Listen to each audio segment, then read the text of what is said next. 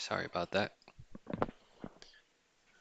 Um, I was about to sign on to Kick because Restream I'm able to sign on to four websites. So I'm streaming on Twitch, Trovo, and YouTube. And I did stream on Kick. But then I just started hearing so much shit about them. I was like, whatever. So I stopped. Same thing with Twitter. Like I kind of was given. Actually, no, I stopped streaming on Twitter because oh yeah, because they started charging to stream. I was like, fuck that. So, um, I started streaming on Kick instead, but I was about to stream on Kick, and then I saw like in the top like five videos, like in the front page, it's like some, an attractive looking woman. But the title was saying like fighting leftists or some shit like that, and I was just like, ugh, you can have it. You can have Kick. Kick is all yours, bro. Ma'am. Whatever. Um, I was skeptical to begin with, but all right. So we're gonna start off with some FIFA. I'm also starting my stream earlier tonight. Well, not that much. I could have started. Wait, I should have started from 5 really. I actually woke up at the time I wanted to, which was around 2 p.m. I've been sleeping until like goddamn 6 or 7 or 6 really, and that's horrible. So I'm trying to stop doing that. I set my alarm clocks. So today was the first day I actually was able to wake up when my alarm clock went off. Um, but yeah, tonight's the last stream. Actually, let me put that last stream of the week.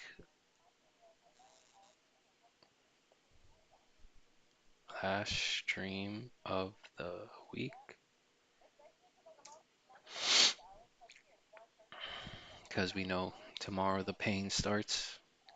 Just got to endure for 3 long, hard days to get 4 days off to do this stream, play video games, talk to nobody, and rinse and repeat. Exciting. All right, so we're going to start off with some FIFA till it gets under my skin. I made it all the way to Division 4, so that's good. I got some rewards, but nothing really to write home about. I don't think any of them will really fit on my team. Um, Not to mention all of the Evo players I've done. They're better than like the players I got with the last like what is it, daily rewards or weekly rewards or whatever it is. Um, so yeah, we'll be doing some FIFA. I really should invest a good amount of time this stream into Subnautica to really progress that. Um, what else? All right, so yeah, let's start off with the PBS News Hour, and we'll go from there. Just it'll be jumping from video to video of a playlist I curated.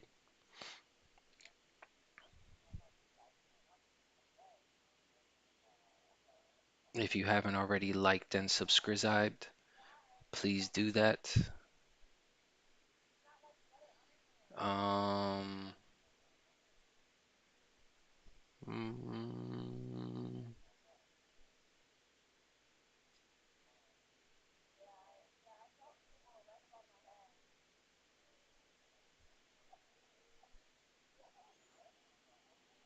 all right, let's man, I feel so lazy. Okay,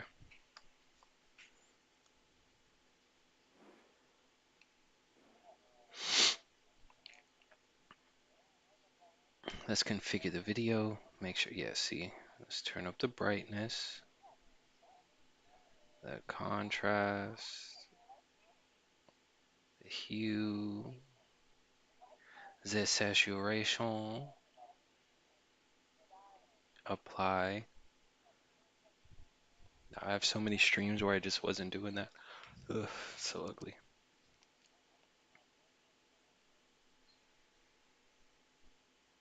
All right, let's hear what's going on in the world. Is a proud supporter of public television. On a voyage with Cunard, the world awaits. A world of flavor, diverse destinations, and immersive experiences. A world of leisure and British style. All with Cunard's White Star service.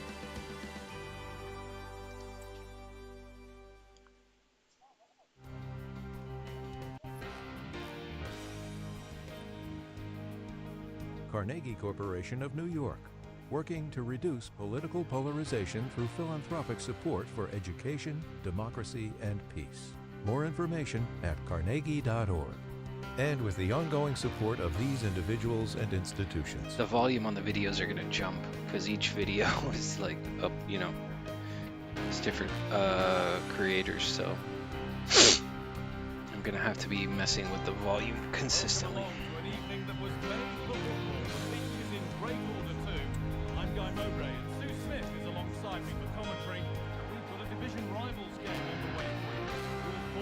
This program was made possible by the Corporation for Public Broadcasting and by contributions to your PBS station from viewers like you. Thank you. Welcome to the NewsHour. Israel's cabinet has delayed a vote until tomorrow on the ceasefire deal struck yesterday to suspend the war in Gaza and swap hostages and detainees. Prime Minister Benjamin Netanyahu blamed Hamas for the delay, saying the militant group was trying to change the deal, a charge Hamas has denied. In the meantime, American and Egyptian mediators met in Cairo to discuss implementing the deal, which is scheduled to begin on Sunday. Nick Schifrin once again begins our coverage. Today, in the blown-out destruction of what was once home to 500,000 people, where children play in the ruins of what used to be Han Yunis homes, there is tension between the horror caused by 468 days of war and hope that it will soon be over, as young Gazans told us, 14-year-old Ragad al-Asadoui. We couldn't wait to hear this news because our hearts are tired. We really couldn't wait for something to heal our hearts. Finally, the end of the war is coming. 16-year-old Ahmed al-Nabahim.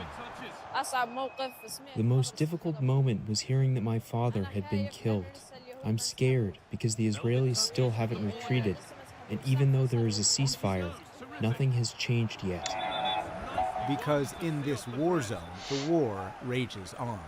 In Gaza City today, the youngest victims received reassurance that the adults can no longer feel. Is this the truce they're talking about? What did this young girl, this child, do to deserve this? Is she fighting you, Israel? Where are the Arabs? Where are the Muslims? No one has any conscience. Israel says over the last day and a half it struck more than 50 Hamas military sites and a commander who participated in the October 7th attacks. Palestinian health officials say since the ceasefire was announced, more than 75 Gazans have been killed. We urge the mediators who brokered this truce to hurry up. Today is better than tomorrow. 7 is better than 8, because there are martyrs every hour. But the deal that would pause the war for 6 weeks is not done, said Israeli government spokesman David Mencer. That Hamas have reneged on this hostage release agreement and has created a last-minute crisis in an effort to extort last-minute concessions. But in Washington, Secretary of State Antony Blinken said he remained confident. It's not exactly surprising that in a process, a negotiation that has been this challenging and this fraught, you may get a loose end. We're tying up that loose end as we speak. Please, sir, respect the process. Thank you. Oh, respect the process. Respect this process while everybody... But Blinken was interrupted by 2 protests, including one ended by armed security. I need to respect the process. Criminal, why aren't you in The Hague? There were also protests today in Israel. Supporters of hard-right politicians called the ceasefire a surrender to Hamas that would end up killing Israelis. National Security Minister Itamar Ben-Gvir vowed to resign from the coalition government. The existing deal increases Hamas's appetite and motivation. This deal is letting them attack, explode, and kidnap and get what they want. But the families of Israeli hostages held in Gaza are demanding the government sign the deal. They're anxious. Officially, at least 1/3 of the hostages are dead. Many do not know whether to plan a celebration or funeral. Tal Haimi has been a hostage since October the 7th. Udi Goren is his cousin. The vast difference between the daily anxiousness about might this be their last day on earth, to the fact that some of these people by next week might have their loved ones sleeping in the bedroom next to them. Until then, they pray for peace. For the PBS NewsHour, I'm Nick Schifrin.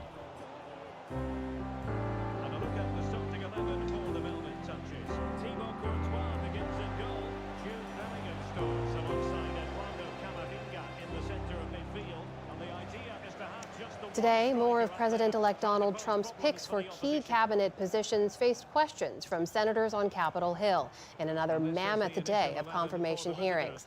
Our Lisa Desjardins has been covering these all, and she joins me now with the latest. Another busy day, Lisa. Yes. Let's start with the nominee for Treasury Secretary. What do we need to know about him and how he sees the office? Scott Bessent is actually someone who's very well known in high finance, famous even, and he has a distinct resume. So let's talk about it. He used to work as a top executive for George Soros. He was a Democrat at times. He's a hedge fund founder, but he has more recently been a Donald Trump mega donor. He is openly gay, Amna, and that would be historic because if confirmed, he would be the first Republican cabinet secretary to be confirmed by the U.S. Senate. Now, a major focus in this hearing was, of course, taxes, which he would oversee tax policy, and the 2017 tax cuts by Donald Trump, which would end at the end of this year. Tax rates would go up for most of us and for businesses as well. He said that this would be cataclysmic for the economy, but Democrats say tax cuts should only be kept in place for those making under $400,000. Otherwise, they say it's a giveaway to the wealthy. He disagrees, as you can hear in this exchange. Do you agree that ending the tax cuts for those making more than $400,000 would help close the deficit and reduce our national debt? Senator Warnock, I do not. I believe that you would capture an inordinate amount of small business people. What about $1 billion? So, I think that these are the job creators. So it's a real debate over who would benefit here. Another big topic, tariffs, as we've been focusing on as an organization. He defended Trump's tariff push as something that is sound and can be used in multiple ways. But Democratic Senator Ron Wyden said, no, this is something that would hurt average Americans, people who can afford it the least. So I want to play their exchange. It's going to be paid for by workers and small businesses. So your response? Yes, Senator, I would respectfully disagree. Foreign manufacturers, especially China, which is trying to export their way out of their current economic malaise, they will continue cutting prices to maintain market share. Okay. That's an academic view of it. But what I know is the history of this is it clobbers people of modest means. This is a critical debate, not just for this country, but for the world, depending on how Trump moves forward with tariffs. Overall, though, Bessent was very measured throughout, and there really is a feeling that he's on a glide path to confirmation. Let's turn from the Treasury now to the top environmental officer. The man nominated to lead the EPA also faced senators. Tell us about that. Right. All right. We're talking about Lee Zeldin. He's someone who's a former congressman from New York and ran for governor, lost that race, but he's generally seen as someone who's a little bit more moderate. He has been a very strong Trump supporter. Here, we're talking about a situation where Trump has made it clear that he wants to actually dismantle the EPA and roll back some protections that Democrats feel are important. Zeldin has said he is more pro-energy as well. He was asked about that idea of dismantling the EPA today. He said he professed ignorance over that concept, which we know Trump has talked about, didn't really answer those questions. But he was really more held to account for his own past words on climate. We know the Environmental Protection Agency key and what is pollution, what is affecting the climate. In 2016, he said this. He said that the U.S. must move away from fossil fuels and pursue green energy. So I want to play an exchange where he was asked about those words and where he is on those today. They pressed him on that. I said, do you believe it's imperative that we, using your words, reduce our reliance on fossil fuels? Do you still believe that? In considering all factors, in an ideal world, we would be able to pursue always the cleanest, greenest energy sources possible. Well, I'm not hearing you say that you agree with Lee Zeldin in 2016. So we have to really watch him on the job and see, is he now a different person regarding climate? Overall, he did question whether some pollutants are pollutants, and we're going to track that as well. This is another key figure in energy and environment. Also took questions from senators today. What stood out to you from North Dakota Governor Doug Burgum, who's nominated to be Interior Secretary? Our viewers know from your reporting, too, Doug Burgum, the governor of North Dakota, presidential candidate. Now, he is also an energy expert. One thing that stood out, Amna, is what he was not asked about. I'm going to get to that in a second. He talked about drilling. He talked about saying he's open to all forms of energy. Now, this hearing, though, comes at an important time. One day after Donald Trump put this out on Truth Social about energy, he wrote that he does not want any windmills built during his time in office. He wants that to stop. Burgum was asked about this, and he said he does want to prioritize fuel that is fossil fuel. That's something that renewable fuel people need to pay a lot of attention to. Now, what was he not asked about? His potential conflicts. He also is a multimillionaire, and he is not divesting from everything, but that didn't come up. It's just another sign that he's on a glide path. This was not contentious. Democrats are accepting that his fate is pretty much accomplished. Well, another piece of news in the Republican Party I want to ask you about, a rare move by the Speaker of the House to oust a chairman, in this case from the Intelligence Committee. What do we know about this? So stunning. Mike Turner, the Republican former chairman of the Intelligence Committee, someone very pro-NATO, also pro some intelligence maneuvers like the FISA program, which is used to gain intelligence. Now, he was asked to leave. He's been pushed out by Speaker Mike Johnson.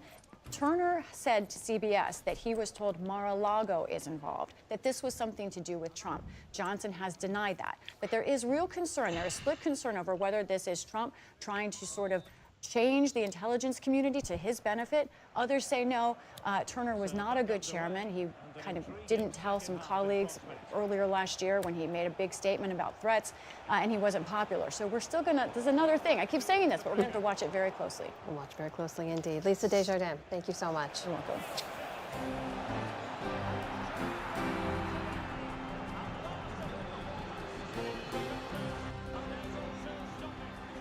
And we start the day's other headlines in space. Amazon founder Jeff Bezos and his company Blue Origin sent their first rocket into orbit after scrubbing an initial attempt earlier this week.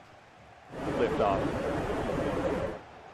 The successful test flight of the uncrewed New Glenn rocket is a major step in the company's hopes to challenge Elon Musk's SpaceX. Meantime, astronaut Suni Williams got to venture outside the International Space Station for the first time today to carry out repairs. She's one of the 2 astronauts who've been stuck aboard the ISS for about 7 months longer than planned.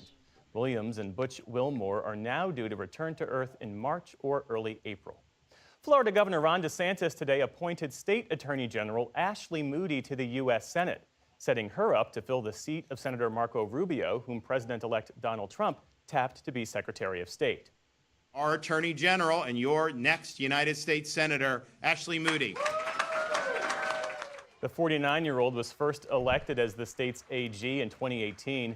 She'll be only the second woman to ever represent Florida in the U.S. Senate.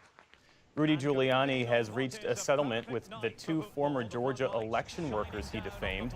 The former New York mayor and Trump advisor will get to keep his homes and other personal belongings. In return, Giuliani will pay an unspecified amount to Ruby Freeman and her daughter, Shay Moss. He also promised to never defame them again. The settlement came on the day Giuliani was due to testify in a trial over his assets.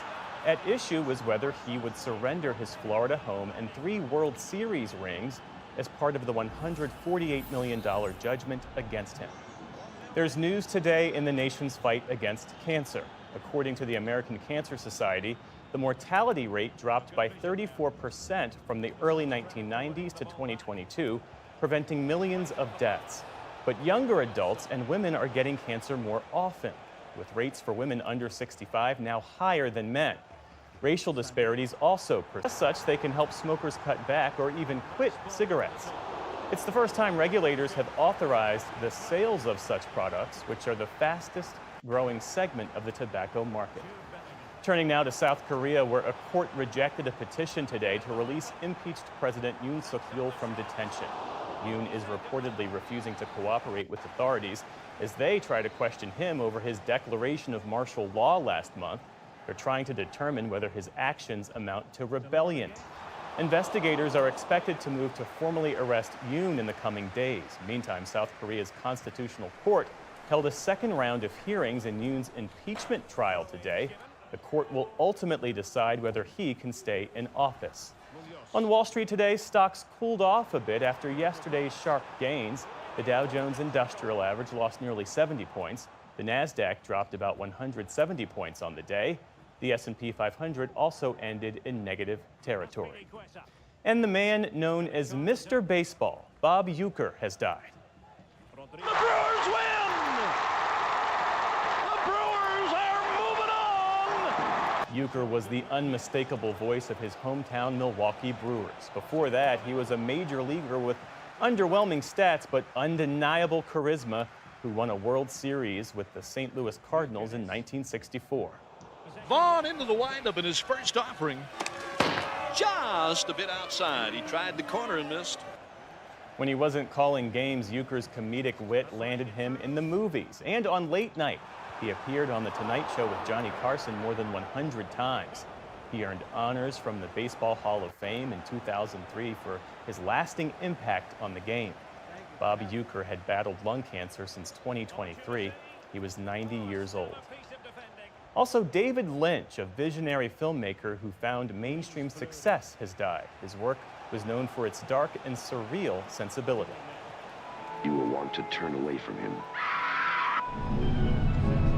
Filmmaker and director David Lynch startled audiences by marrying mundane, everyday life with unsettling dreams, fantasy, and horror. She's dead. Perhaps his most famous work was the 1990 TV series Twin Peaks, which he co-created with Mark Frost. The mystery horror drama follows an FBI agent who travels to a seemingly normal logging town to solve a murder. He quickly realizes nothing is as it seems. Twin Peaks was a groundbreaking drama that was influential for years to come, winning 3 Golden Globes, 2 Emmys, and even a Grammy for its theme music. Lynch revived it decades later with a follow-up series on Showtime in 2017. Lynch rose to fame in the 1970s with his film Eraserhead, a cult classic horror about a deranged father and his mutant reptilian baby. One name that keeps coming up is this woman singer. Other hits included the crime mystery Blue Velvet, that featured Laura Dern, Kyle MacLachlan, Isabella Rossellini, and revitalized the career of Dennis Hopper. It earned Lynch an Oscar nomination for directing. He was nominated as well for The Elephant Man in Mulholland Drive. What's wrong? I don't know who I am. When the lights go down and the curtain opens, we get to go into another world, and it's very beautiful. Lynch famously never discussed the meaning of his films, but he described in a 2007 interview what inspired the surrealist style that made him so famous. I love a story that holds abstractions and gets a thing that cinema can do, saying abstractions. So those things they're kind of like the same feeling we have when we have a powerful dream. In all, Lynch directed 10 feature films. He was also a prolific artist and painter, and created some of the attention-grabbing sound design and music in his work. His cause of death has not been disclosed. David Lynch was 78 years old. Still to come on the NewsHour, TikTok prepares to be banned in the U.S., and the outgoing U.S. ambassador to China discusses the future of the bilateral relationship. This is the PBS NewsHour from the David M. Rubenstein Studio at WETA in Washington, and in the West from the Walter Cronkite School of Journalism at Arizona State University. With calmer winds, fire crews are making progress on containing some of the major fires around the Los Angeles area.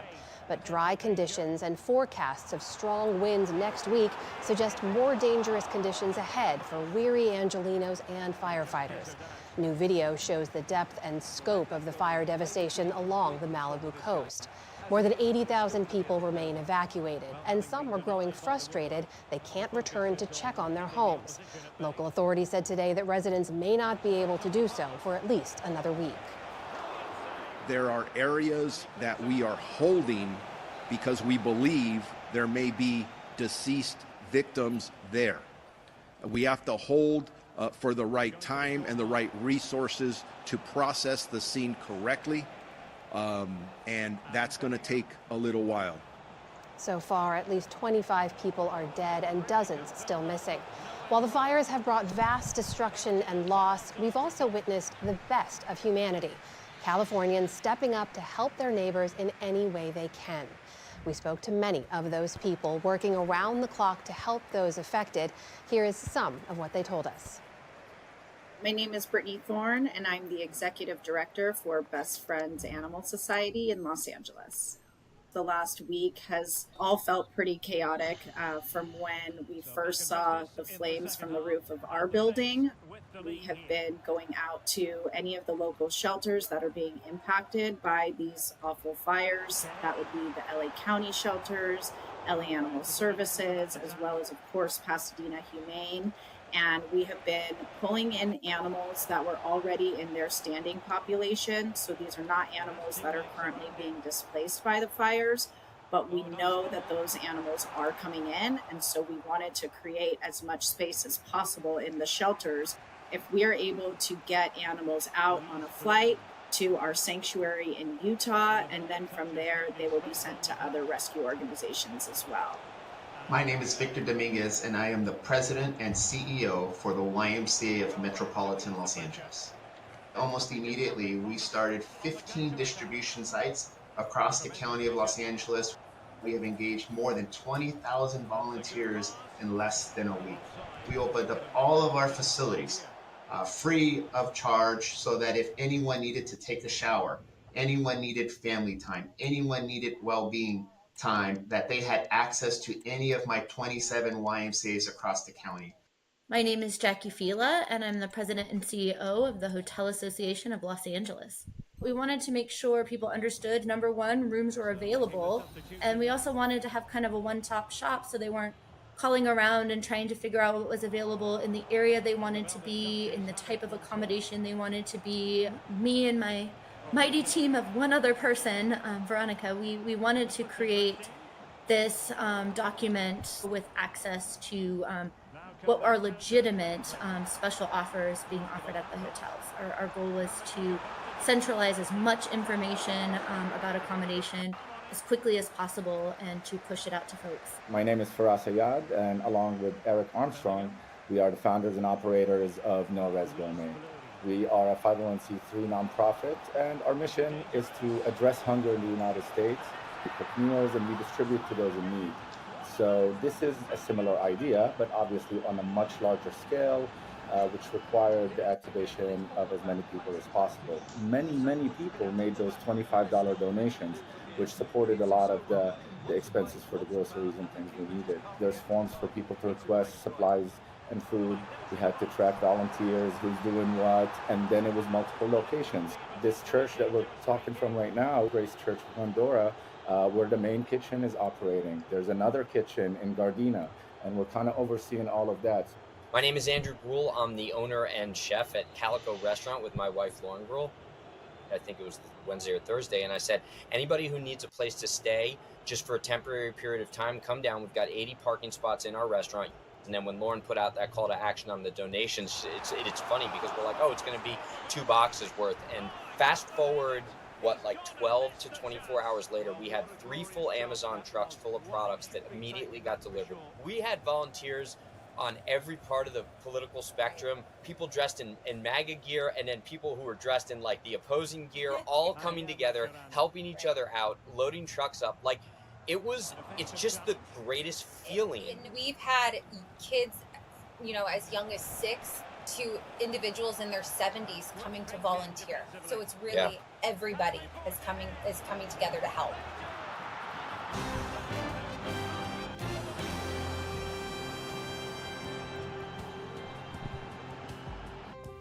The clock is ticking on a potential ban of the popular social media app TikTok.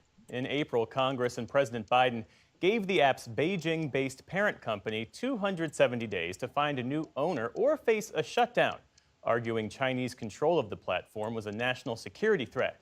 The U.S. Supreme Court is right now considering a challenge to the law, but barring any last-minute changes, users will no longer be able to download TikTok starting on Sunday.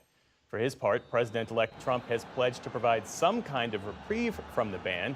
His national security advisor, Mike Walls, reiterated that on Fox today. We will put measures in place to keep TikTok from going dark. In the legislation allows for an extension as long as a viable deal is on the table.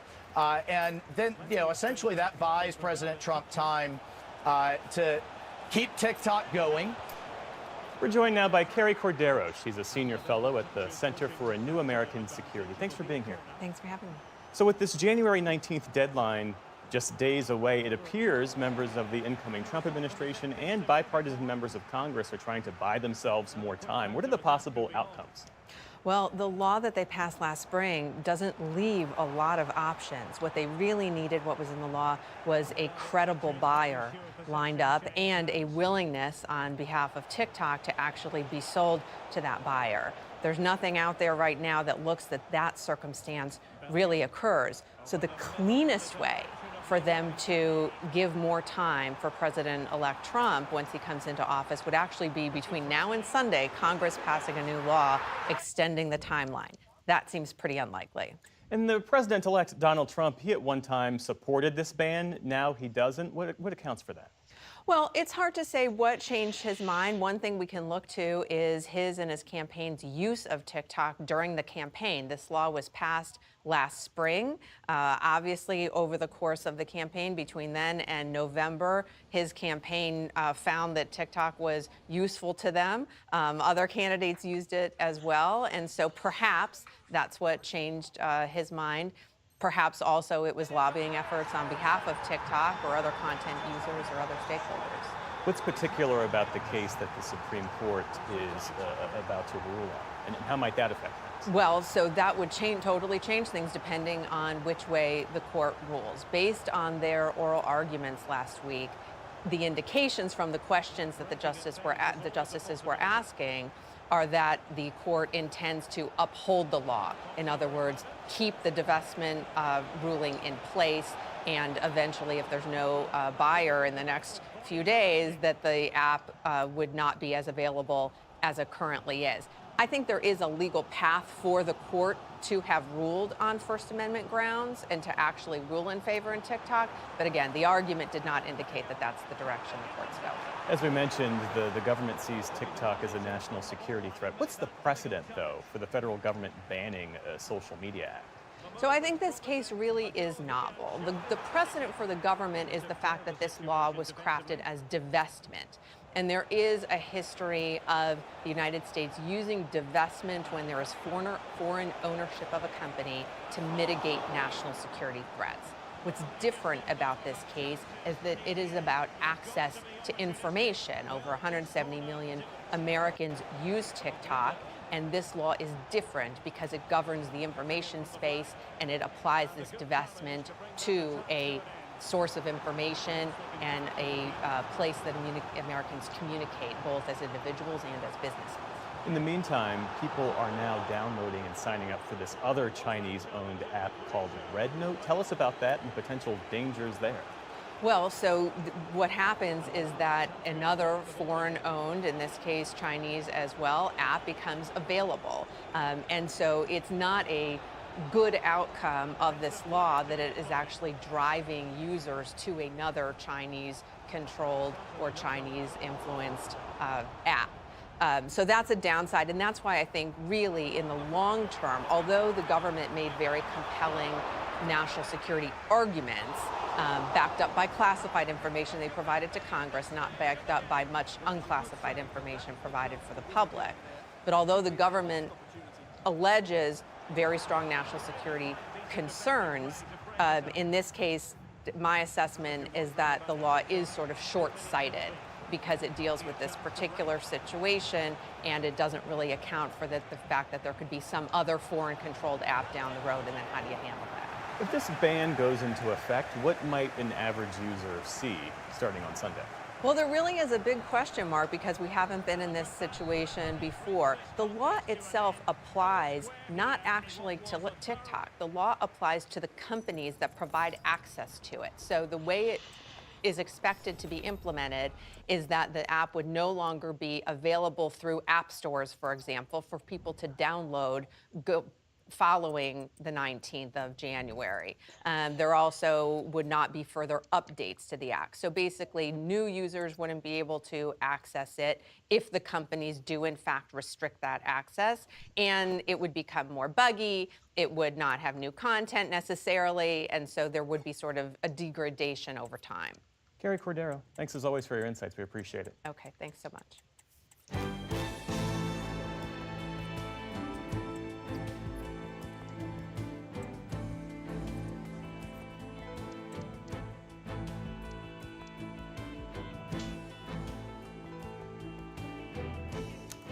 Thanks, Carrie.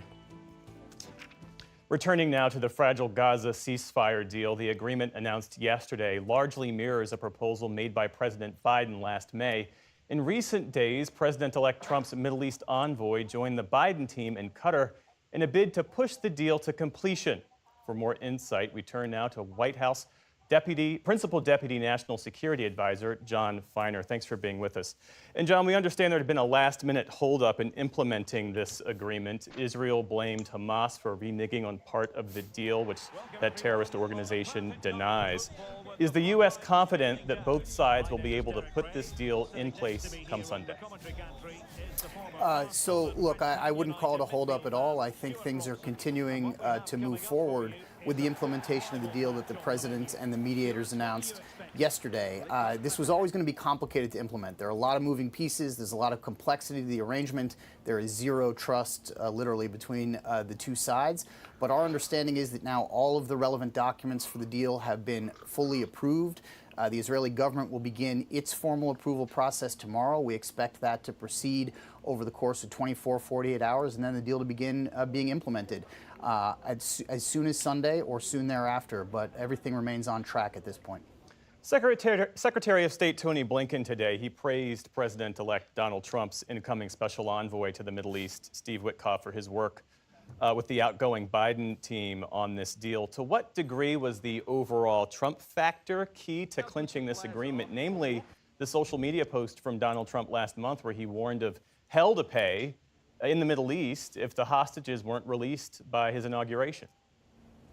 Well, look, President Biden's diplomatic team was in the principal chair driving this deal forward. The president himself announced the broad contours of the deal as far back as May. All of those elements were present in the deal that actually was agreed yesterday, and the president's special envoy for the Middle East, Brett McGurk, was in the region for almost 2 consecutive weeks straight, working through the fine print with the Qatari and Egyptian mediators and shuttling between the two sides.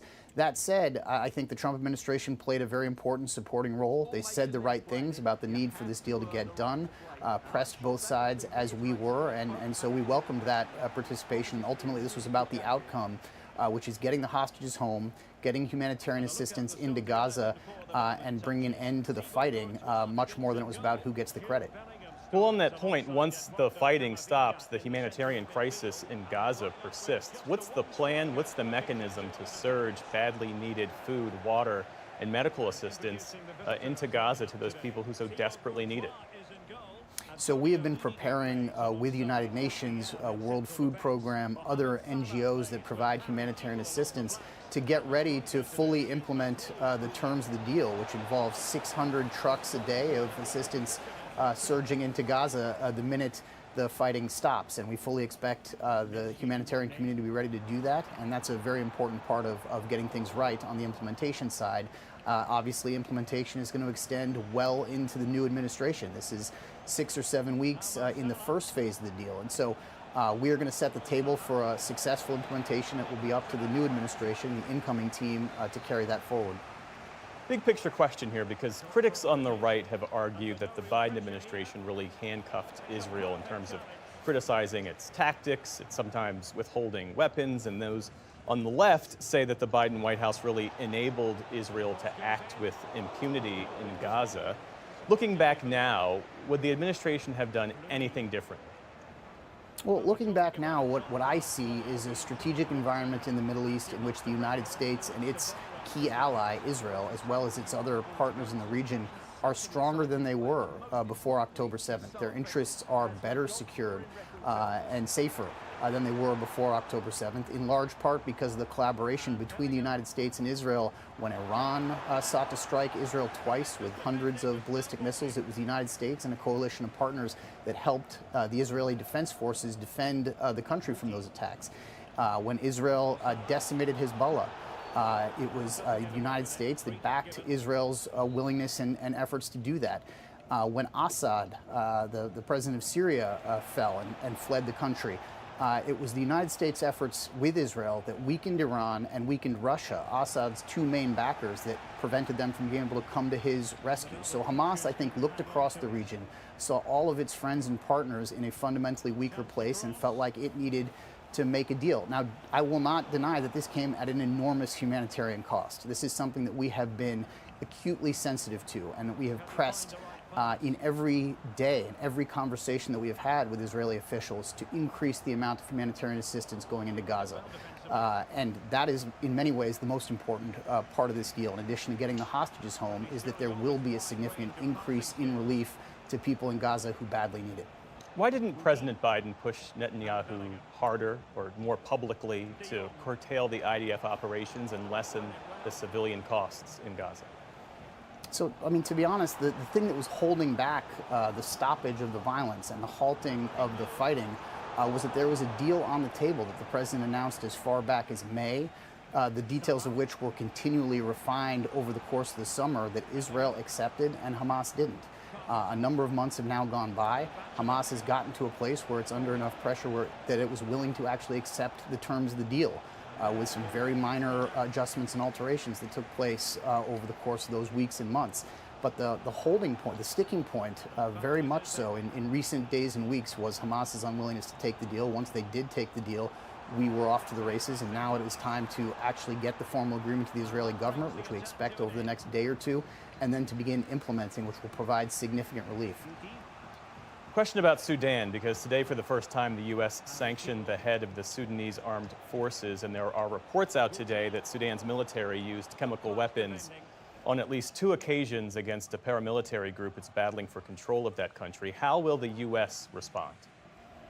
Well, so the United States has now imposed significant sanctions on both sides of this conflict. The rapid security forces, rapid support forces have been sanctioned by the United States and actually designated by the State Department for perpetrating genocide in parts of Sudan. Today, the United States imposed sanctions, as you said, on the Sudanese armed forces for their role in atrocities. What we've got right now is the most acute humanitarian catastrophe anywhere on the planet as a result of this civil war, but you've got two sides who, as of now, do not seem to be interested in stopping the fighting. So the United States is putting pressure on both sides and is trying as hard as we can, along with our partners, to surge humanitarian assistance into Sudan to get some relief to the people. But until either side, one or both, decides they're interested in actually stopping this war, it is going to be very challenging to get the fighting under control. John Feiner, thanks so much for your time. We appreciate it. Thank you.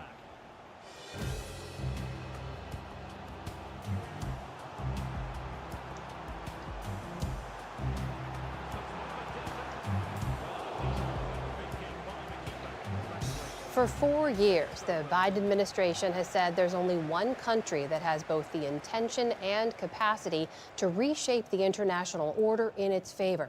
That country is China. Nick Schifrin is back now and talks to the man who's had a front row seat and helped manage U.S.-China relations. That man is Nicholas Burns, who has been the Biden administration's ambassador to China since 2022 and joins me now. Nick Burns, welcome back to the program. Thanks so much. The incoming Secretary of State, Marco Rubio, said this about China in his confirmation hearing yesterday.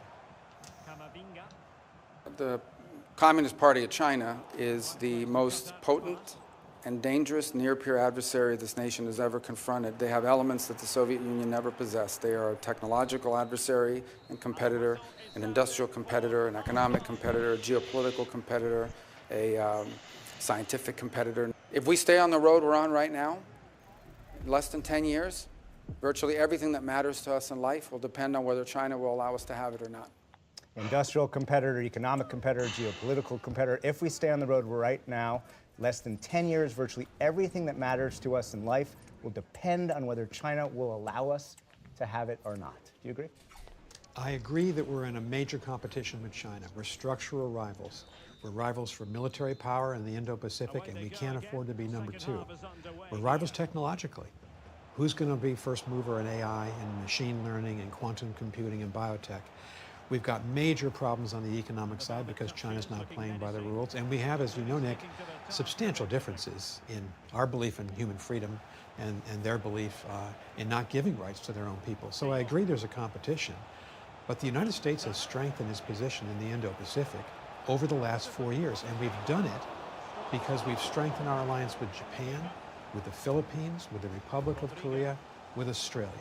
We've invented the AUKUS arrangement, which is going to be a transformative national security, military boon to us in the next couple of decades. So I think we're stronger, and the Chinese have begun to make mistakes, so I don't think there's anything inevitable about China overtaking the United States in global power. I would bet they won't in the next 10 years if we're strong, and if we also keep in touch with them and work with them on some of the global issues that are important, like climate change. So as you say, the main part of U.S. strategy has been to expand the alliances in the region, whether that's gaining access to bases, some of which are close in the Philippines, Japan, some of which are close to Taiwan, improving relations with and between Japan, South Korea, Philippines, Australia, as you said, AUKUS, nuclear submarines, and yet China's aggressive behavior, whether around Taiwan, whether toward the Philippines, whether hacking into the United States telecommunications grid or critical infrastructure, has continued. So does that mean that U.S. policy has failed to change Chinese behavior? I don't think so in some respects. You mentioned South China Sea. The Chinese have tried to intimidate the Filipinos over the past year, especially this past summer. The United States stood up to China. We have a 1951 mutual defense treaty with the Philippines, and we told the Chinese time and again, if you use physical force, military force, which they did not do against the Philippines, you're going to draw us into that. And I think we deterred them. We've also built up the military capacity of Taiwan through arms transfers. And as you said, Japan and the Philippines, much more focused on that problem as well. And you've now seen the European countries begin to act strategically in opposition to what China's trying to do, because China, of course, has been the major ally of Russia in the Ukraine war. So I think the Chinese have miscalculated on some of this. Have we resolved every problem with China? No. I spent 3 years trying to do that. But the suggestion that somehow the United States is going to be overtaken in power by China in the next 10 years, I don't see it happening. Let's bring us to Taiwan. President Lai Ching-te of Taiwan says that the island doesn't have to declare independence from mainland China. Quote, "We are already independent." Is that semantics or is that provocative to Beijing? Well, it depends who's listening to it and who's commenting to it. I think it was provocative in some ways to the Chinese authorities, but we've told the Chinese, you need to commit, this is the mainland Chinese, you need to commit to a peaceful resolution of this dispute. And there are a lot of countries that want to make sure that Taiwan has a deterrent, and 50% of global container traffic flows through the Taiwan Strait on a monthly basis. You've simultaneously had to also restrain William Lai, the president of Taiwan, not to go farther than he already has, right? Well, the United States has been clear, we do not support Taiwan independence. And what's remarkable about the Taiwan policy, Nick, is since 1972, there's been a consistent policy that has worked and has kept the peace by every administration of both parties. So I think we did well to send the right signals on Taiwan. China faces significant economic headwinds. The number of PLA Chinese military officers fired for corruption seems to suggest that Xi Jinping is worried about corruption. Do you believe that Xi Jinping's confidence is waning about the Chinese military's ability to be able to invade or blockade Taiwan by 2027? It has to be part of the calculation, the problem they've got in thinking about a major, if this is one option for them, a major cross-strait operation. He fired and put on trial for corruption the two commanders of the rocket forces, and more recently in the last 30 days, the senior admiral in the Chinese Navy. You know, when Xi Jinping came in 12 years ago, he launched an anti-corruption campaign. And there was this feeling that somehow this was going to be just the opening salvo. It's been permanent. And there have been hundreds of thousands of Chinese officials put behind bars. Is his confidence waning, do you think? Well, you know, it's hard to know personally what he thinks. We have spent a lot of time with President Biden did in Lima 2 months ago, excuse me. But they've got to be concerned by a military that has never done a combined forces operation of this type. So we just need to continue to be steady and leading the rest of the world to advise the Chinese. Can't use force. There'll be a huge price to pay for that in terms of China's reputation. And of course, we're going to continue on in China. Finally, quickly, President-elect Trump has refused to rule out military or economic coercion on Greenland and Panama. Perhaps it's rhetoric, but how does Beijing hear that talk? And just in about 30 seconds we have left, how does it affect the U.S. arguments about Taiwan? Well, basically, the message to Putin and Xi Jinping, you can't take over someone else's country, you can't cross borders by the use of force. So it sends the wrong signal to Xi Jinping. And Nick, I was ambassador to NATO. 9/11, the first country that came to support us was Canada. Denmark supported us. These are great allies of the United States, and we Americans built a world order on sovereignty, violability of country borders, respect your allies. The biggest difference between the United States and China right now, China has no allies. We have the NATO allies and the East Asian allies. So that's the difference maker, and we should respect the sovereignty of our allied countries. Nick Burns, the outgoing U.S. ambassador to China. Thank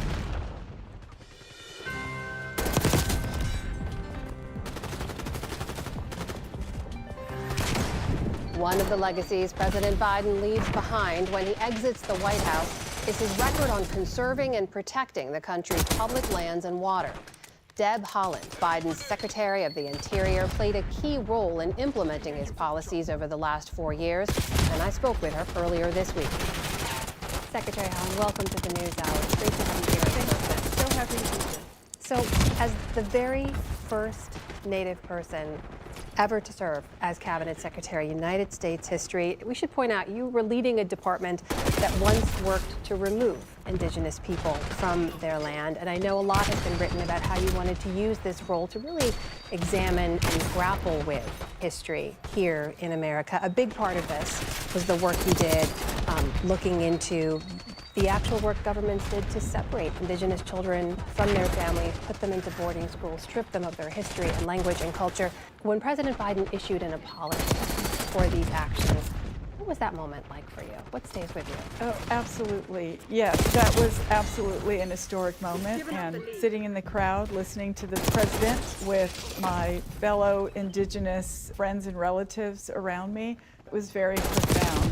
We finished that second report for the boarding school initiative, and we put a list of recommendations, and no sooner did we get that out and over to the White House, that the White House called us and said the president wants to make an apology. So he immediately felt the need to be out there and following our recommendations. So we were all very pleased, and of course, it's important because, as I always say, Native American history is American history, and we all need to, as Americans, we all need to heal from these tragic moments in our history. And so the healing part of what we have done we hope is what really comes of all of the work that we accomplished on this issue. I know the transition process has begun. You've had conversations, I assume, with your nominated successor, Doug Burgum. Has this issue come up? So I haven't actually had any conversations with the incoming secretary, although I do want to point out that the mission of the Department of the Interior does not change. It's the same mission throughout history that we were dedicated to. So we can hope that the 65,000 career staff who remain at the department, even though I'm leaving, will move so many of the issues that we found important enough to work on forward. The mission may not change, but I think it's fair to say it is being redefined with the way the incoming administration has laid it out. Doug Burgum is said to be taking on a much more expansive role, much more energy-focused as well. He's going to have a seat on the National Security Council. How concerned are you that a lot of the work you've done on climate, on preservation of public lands, that could be undone? So there is a lot that can never be undone. President Biden's Investing in America agenda that essentially moved $45 billion to our nation's Indian tribes for climate resilience, for landscape restoration, for infrastructure. All of those things are in process and they're getting done. Billions of dollars went to cleaning up legacy pollution sites across the country, and that work has also been ongoing. There is so much that could never be undone because the work is getting completed. Our clean energy transition, moving forward, President Biden asked for 30 gigawatts of offshore wind by 2030. We're more than halfway there in less than half the time. So we have really moved the needle on a clean energy transition, on legacy pollution, on Indian country. And so we feel good about the opportunities that remain for all of those sectors. This moment of transition, I need to ask you to look back slightly because in the past you have called Mr. Trump a threat to democracy. You did cite his election as your inspiration to run for office in the very first place. It was in 2018 that you and Kansas Congresswoman Sharice Davids made history as the first Native American women elected to Congress ever. I have to ask you, now that he's won, he's about to be sworn in for his next term, what is this moment like for you? So, of course, when I first got to the Department of the Interior, it was very exciting. 4 years seemed like a really long time to get so much of our agenda completed. Now, with just a few days left, of course, I'm feeling a little sad to leave my colleagues, but I know that we worked so hard and we got a tremendous amount accomplished. I have to believe that our best days are ahead of us. And you know, administrations come and go. The voices of the American people who want to conserve these beautiful natural resources that we have, those voices will continue. Yes, I am always going to be involved, and I feel confident that my voice was important in this administration, and it'll be important in the future as well. What's ahead for you? What's next? I'm going to go back to New Mexico. Looking forward to some enchiladas with red chili, quite frankly. But you know, we have an amazing group of political appointees that my colleagues that I served with at the department, we're all sort of spreading out to do some amazing things. And so I look forward to staying in touch with all of them and absolutely advocating for the things we know we need for our planet. Deb Haaland, outgoing Secretary of the Interior. Madam Secretary, thank you so much for being here.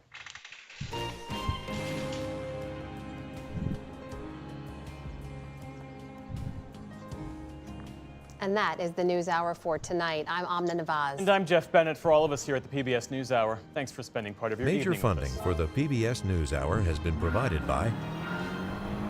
On an American Cruise Line's journey along the Columbia and Snake Rivers, travelers retrace the route forged by Lewis and Clark more than 200 years ago.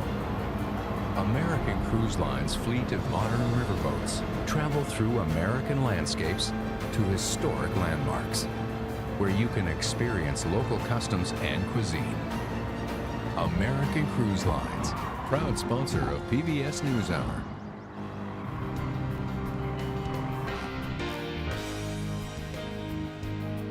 the ongoing support of these individuals and institutions. And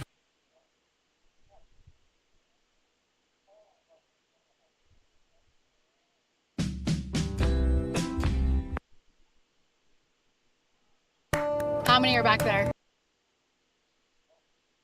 The best way to attract wealth and abundance starts when you understand the strongest energy in the universe is not. We just learned something. What got Donald John Trump to where he is not going to get him to where he wants to be.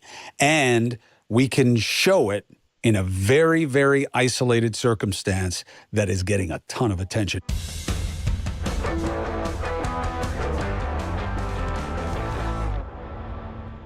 I'm Chris Cuomo. Welcome to the Chris Cuomo Project. And here's the catch. If you look at the LA fires as a metaphor, okay, you see a state of play in this country that, yes, is an extension of the game that I hate so much of political advantage and partisan avarice, but it's something bigger, and there's a big message in it for Donald Trump. Whether you like him or you are afraid of him, there is a lesson to be learned. And here's what it is. What got Donald Trump here is not going to get him where he wants to be. Where does he want to be? Making America great again? I don't think that's his sole concern, by the way, any more than it is for most politicians. Not to be cynical, but at the end of the day, legacy is about how that man or woman is remembered as themselves, okay? Even if you were to look at Rushmore, and I get it, Trump wants to be on Mount Rushmore. I've heard that too. Is that true? I mean, what president wouldn't want to be on Mount Rushmore? You know, if you think about it. You know, the only one who's probably humble enough in the modern era to say, no, I'm not good enough would have been like Jimmy Carter, may he rest in peace. But when you look at the men who are up there, why is each there other than Lincoln?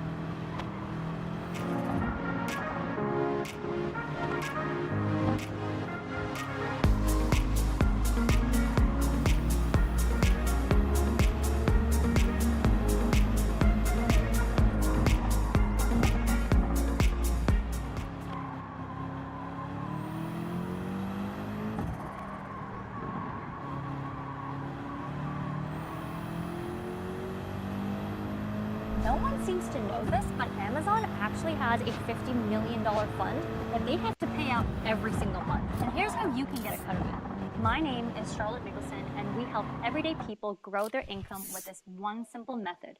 And we're pretty... You see what I'm saying?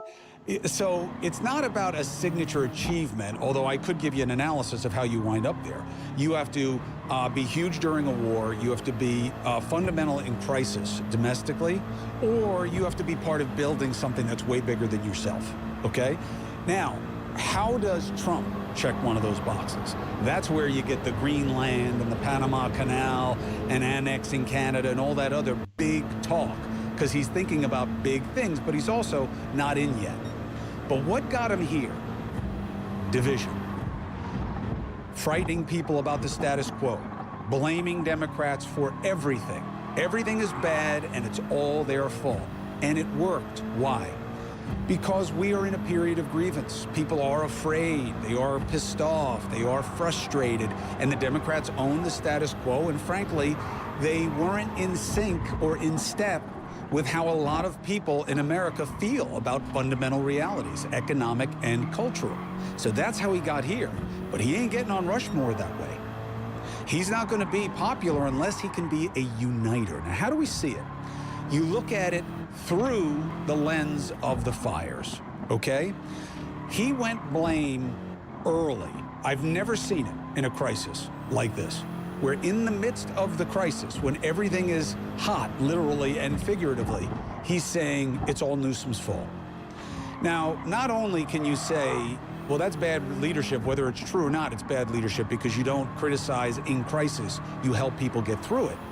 But it also directed something else, that being right isn't enough when you're a leader. It's about getting people to a better place. That's the bar for a leader. You can't just blame away once you're in power anymore. That can get you into power. Certainly that's the case with Trump. But the deliverables matter. And they're going to matter more than ever for Donald Trump. And when you look at the fires, and I see this specifically with all we're hearing now with Republican lawmakers saying that relief or aid or funds to California should be conditioned on change. Now, I see this as just bullshit politics of trying to fit your pet peeves into this money, and I'll tell you how. You can see these same politicians, these red state politicians, when it's about money for their state, you don't hear anything like that from either Republicans or Democrats. You've never heard that before when there's hurricane money for Florida or for Oklahoma, for tornadoes or whatever it is, wherever it is. You don't hear Democrats saying, well, I think we should condition this money. Only Republicans play that game, this holier than thou, this they need to learn a lesson. And I'm telling you, it's not playing well. And that's with a lot of people in California being pissed off about what happened there. There's absolutely blame to go around for mismanagement and how the risk that everybody knew about there was allowed to continue in a way that created such a horrible circumstance right now. And yes, two things can be true at the same time. And there is no getting away from the Santa Ana winds and the unprecedented level of turbocharging of these flames that we saw. There was no infrastructure system that was going to stop this from being bad. The question is a question of degree. And there's certainly blame to go around. But haven't you noticed that while it's getting gotcha points on social media, you're not getting a coalescing around Trump with blame that you would get on the campaign trail? Because what the people in California want is help. They want things to be better. So blame is not enough. And Donald Trump, if you notice, has not had a single idea for how to make things better, for how to fund it in a way faster, how to get it built back better, how to fight the fires more effectively. Now, that would be hard, right? And I'm not holding him to that bar, but there's an instruction in it. When you look at how it's being criticized and how that criticism is being received, he's not expanding his base. And that's with people in California who vote left being so pissed off right now. So what does that teach us? Well, the idea that, well, they're all going to move to Florida after this. Red state revolt. Really? Is it better for them in Florida? Yeah, you're not going to have wildfires. Yeah, but you're going to have hurricanes. And the insurance situation's even worse in Florida than it is in California. What? Yeah, check it out. Check out the pricing. Check out people are getting squeezed in Florida. Does that mean Governor DeSantis sucks as bad as Newsom?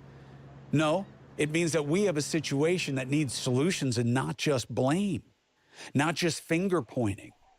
And that's why we're seeing the same problems in California spreading all over this country.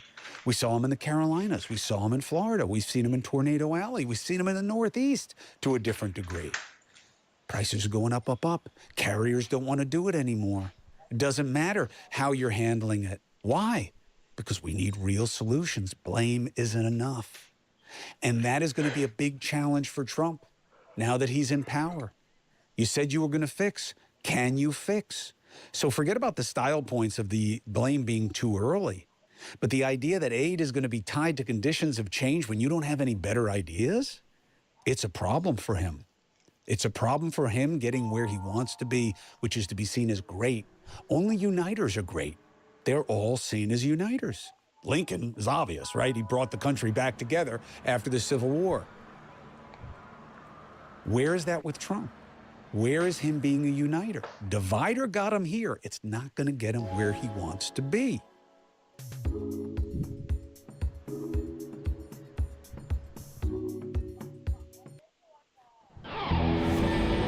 Support for the Chris Cuomo Project comes from AG1. Look, new year, new me, right? We're all going through it. I don't believe in resolutions. I believe the rent's due every day, and you got to do the right things every day. You need a routine, and you have to stick with what works. And for me, AG1 is how I start my day.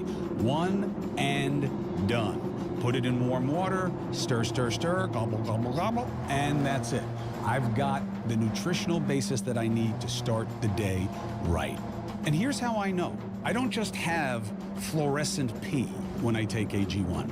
I get my blood work done on a regular basis. And I'm telling you, The absorption of B and D are up. I've been doing this a long time. I'm in my 50s, okay? And AG1 has been a difference maker for me. So this new year, try AG1 for yourself. It's the perfect time to start a new healthy habit. That's why I've been partnering with AG1 for so long, and I'd love to do more. AG1 is offering new subscribers a free $76 gift when you sign up. You'll get a welcome kit, a bottle of D3K2, and 5 free travel packs in your first box. So make sure to check out drinkag1.com/CCP for the Chris Cuomo Project, and you can get this offer.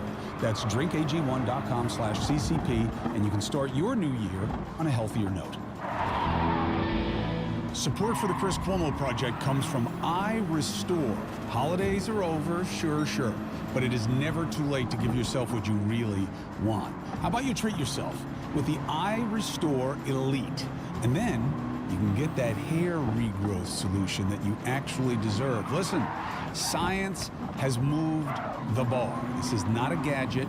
It is a powerful, FDA-cleared laser cap designed to fight thinning hair and hair loss with clinically proven results. So for me, it's about technology, okay? What is vetted, what isn't. FDA approved matters. Having a wife, Christina, who owns The Purist, a wellness business where she's always researching and looking at technologies, and I know that light therapy is absolutely the cutting edge. And that's why I wanted you to know about the iRestore Elite. Now is the perfect time to treat yourself. For a limited time only, our listeners get 625 buckaroos off their iRestore Elite when you use the code CHRIS at iRestoreLaser.com. $625 off your iRestore Elite at iRestoreLaser.com, promo code CHRIS. Please support the show. Tell them that we sent you. Hair loss, frustrating, but you don't have to be frustrated. You can fight back with iRestore. Let's deep fry some ice cream. This morning on Take It Off Today, an incredible transformation on TikTok. Her weight loss video went viral with 12 million views. Take a look at this. What if I told you that this is the best way you can get any woman in shape? And the best part, no need to eat salads and vegetables all day, no need for medication, no sweating down at the gym, and no injections. Want to know how? Come with me. All you need are these 4 ingredients that you probably already have at home. Together, they form what I call natural manjaro. And it only takes 20 seconds to make. When I say natural manjaro, it's because this recipe, when taken in the morning, can make anyone lose so much weight that it's as if they've been using manjaro for years. But here's the difference. No terrible side effects, no thousands of dollars spent, no yo-yo effect, no use. And how do I know this? Well, I used to struggle with my weight since graduation, and now look at me. I lost 54 pounds in just 3 months, and they'll never come back. The best part is that I recorded a video teaching you the step-by-step process for starting to ask for size small clothes for Christmas. I left the video in the button below for you to watch. All you need to do is watch and prepare this recipe in just 20 seconds in the morning and start receiving compliments. If you're ready for this, click the button below. You can thank me later.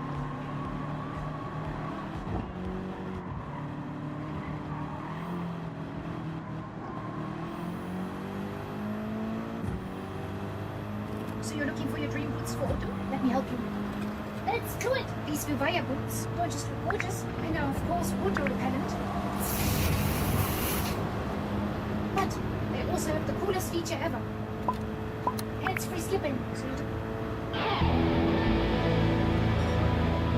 Now, look at this a different way in terms of how it's a prescribable problem for Trump. If, God forbid, there were another 9/11, and Trump took the posture that he took with these fires, what do you think that would have had as an effect on our country?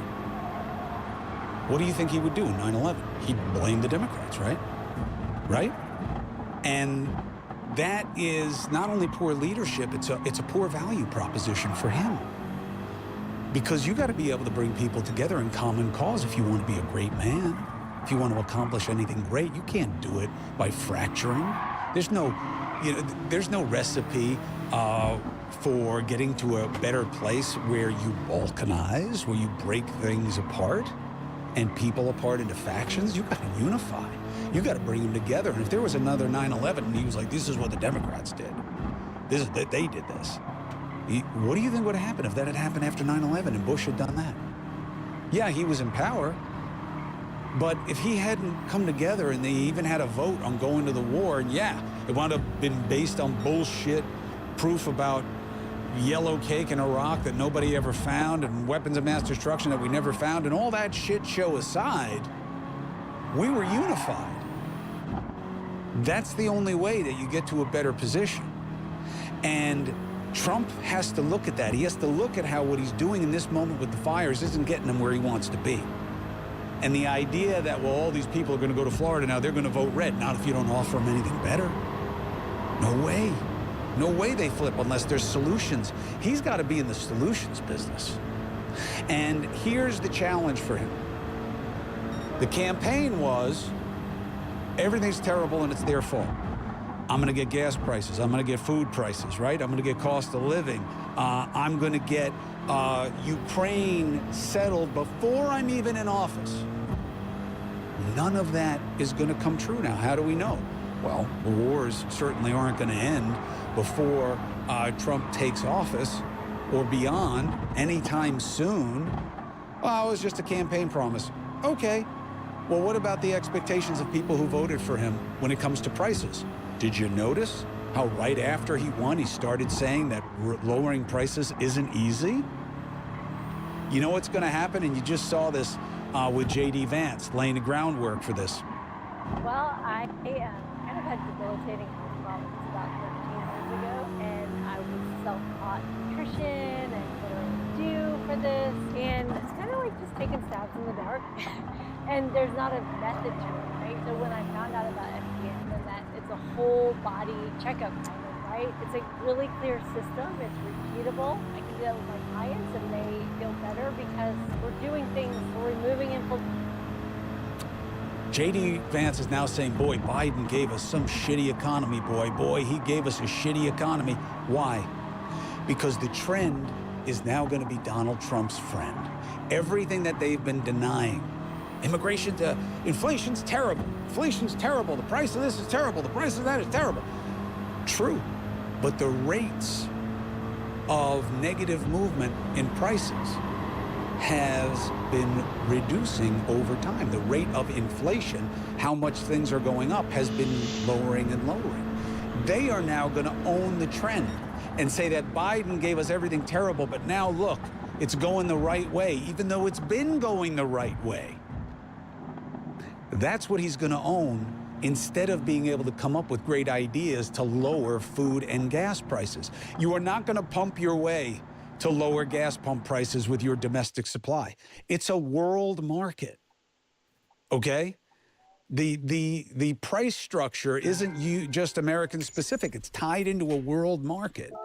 It's just not that easy. He's going to start explaining that to you while he's been ignoring it the rest of this time. And it's not going to be enough in terms of getting him where he wants to be.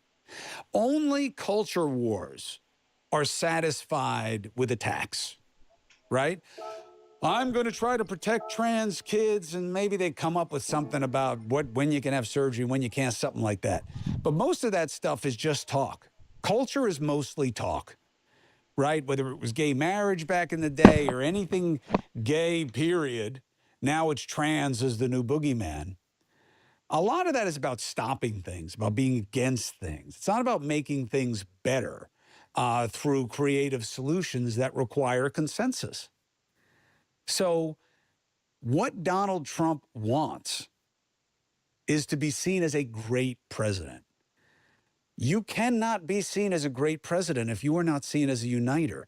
And the way to unite people is in common cause through plans and strategies that lead to a better place, also known as solutions.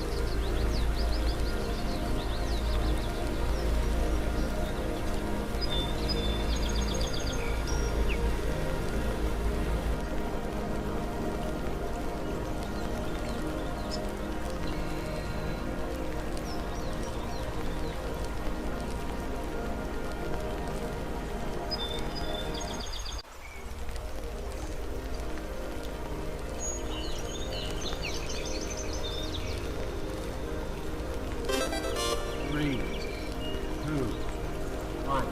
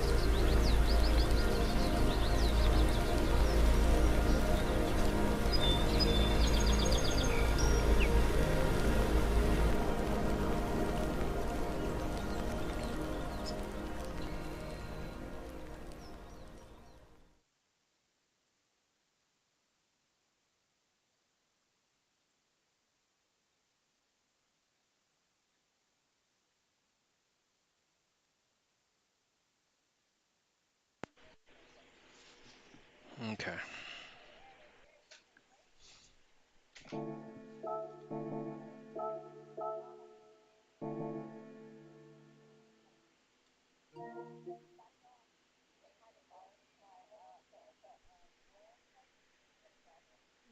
Let's actually try to get some good progression in Subnautica.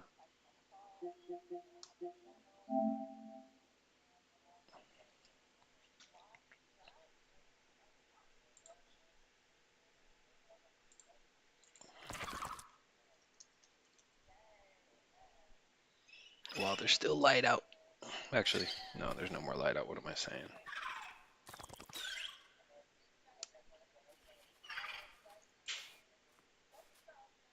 Subnautica below 0. Ah, this game.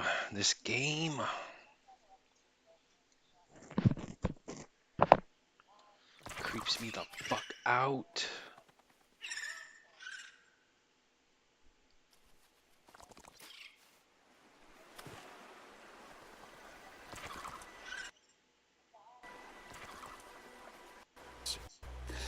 So this is the last gasp of what got Donald Trump where he is, which is just blaming the other side for everything that happens.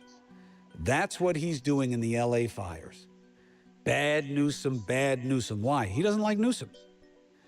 And look, when you're in crisis, you don't look great, okay? Remember him at the beginning of the pandemic. China's great, China's working with us, you know, thanks to China, kind of ignoring the origination story that wound up becoming everything. Where did it come from? Remember in the beginning, they're being great, China's helping us, and then what? Then this became a pandemic. And it wasn't just a bad cold. It wasn't over in a few weeks. It wasn't going to just be a few cases. It wasn't just about don't test and it will go away, right? Trump was looking like shit at that point. Then he started calling it the China virus, and he got into blame mode. And his term ended before he could really get stuck with not having made anything better. The irony of ironies is that what was Trump's signature achievement during the pandemic? What his voters hate the most: the vaccine. See, that shows you this disconnect between what got him where he is and what it would take to get him where he wants to be. His signature achievement was what his people now say is poison. Now, look, some of them can rationalize it as saying, well, he didn't know. That was the deep state. They duped Trump. God forbid he be held responsible for anything he says or does. But it doesn't matter what his base thinks anymore. His base can't get him where he wants to be. He wants to be remembered as a great president. I don't agree that he comes into this as a lame duck because he can't get reelected. I don't agree with that. I think that there's a lot of wood to chop. There's a lot of opportunity. There are a lot of places for him to make his mark. Will he? Not if he's doing it the way that he's done it up to this point. The best way to attract wealth and abundance starts when you understand the strongest energy in the universe. Can't happen. He can't achieve anything great with what he has right now. But he's got the House and the Senate. Not by much. I mean, there's a huge, gross exaggeration in the mandate, the commanding victory. Really? When you don't even have 50% of the vote? I mean, how is that a commanding victory? Is it impressive that he even won the popular vote? Yeah, Republicans usually don't. So, yeah, that's impressive, but commanding? But a huge mandate? Yeah, but he won the House and the Senate. He's got the House by a handful of votes. He's got the Senate by a couple of votes. So he's got to be tight. No, you're exaggerating. You're exaggerating down. You're minimizing his advantage. Really? What happened with the debt ceiling? He went to his people and said, raise the debt ceiling. Why? Because he wants to cut taxes. He wants to make permanent his tax cuts. What does he need to do that? One of two things. He's got to cut spending a tremendous amount, which he does not want to do. Donald Trump is not a fiscal conservative. That's another albatross for the right, is that their guy is not one of them when it comes to fiscal policy. I'm going to create the External Revenue Service, the ERS, and we're going to do it through tariffs. Tariffs have never been more than a single digit of our overall revenue in the Common Era. It's a big reason that they created the federal income tax in whatever it was, in the teens. Tariffs, you're not going to raise tariffs. Tariffs can be effective in some ways. They shouldn't be discounted out of hand. That's why Democrats and Republicans have used them. But they're not a cure-all. And yeah, they do add to inflationary pressure. Everybody knows that. So it's not as simple as that. Look, he's reaching for big moves because he wants to be seen as great. And I am not pissing on that ambition. What I'm doing is warning about the tactics. And if the goal is to become known as a great person, what got him here will not get him there. Not as a person, a great president. Why? Because you can't divide your way to greatness. Tell me what president ever has. I'm waiting. Well, Reagan's seen as a great president, and he was well, no, I remember very well. My father distinguished himself on the national level by writing a famous speech for the 1984 Democratic Convention called A Tale of Two Cities, where he was criticizing President Reagan's political ideology, his perspective, his philosophy as a function of us and them, and that he was only looking at how the haves do in this country, not the have-nots. That was his argument. But Reagan wasn't a hardcore divider. His policies may have had that net effect in certain ways, but certainly by disposition, he was trying to make people feel better about the country very often. You can't really see that in Trump, not to this point. He may say, make America great again, but for him, it's a reductive statement that the country's shit. And that the only way to get back to greatness is through him. And to this point, that has only meant scaring the shit out of everybody about how bad the other side is. That won't get him to greatness, and you can't find me a single example of a president who did get there that way. No, can't see it. So what does he have to do? Well, that's the challenge. But there is wisdom in knowing that you can't keep doing what you're doing, not what he's doing during these LA fires. No way can you just blame the Democrats and get to a better place. It's not going to happen. And you have to be careful with your own.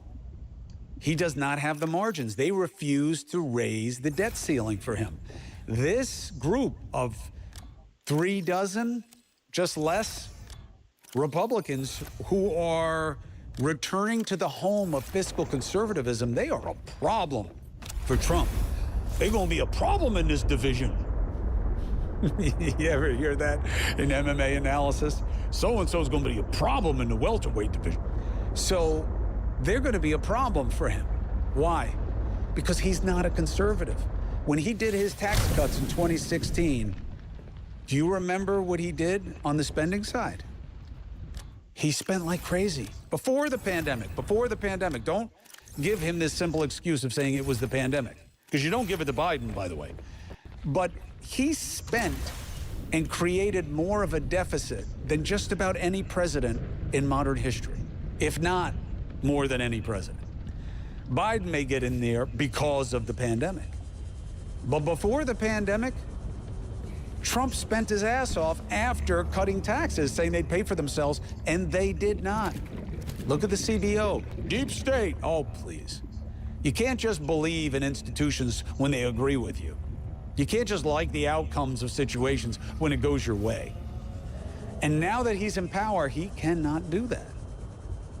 What got him here will not get him where he wants to be. Do not buy new windows if you live in Florida. Americans living in zip codes starting with 32, 33.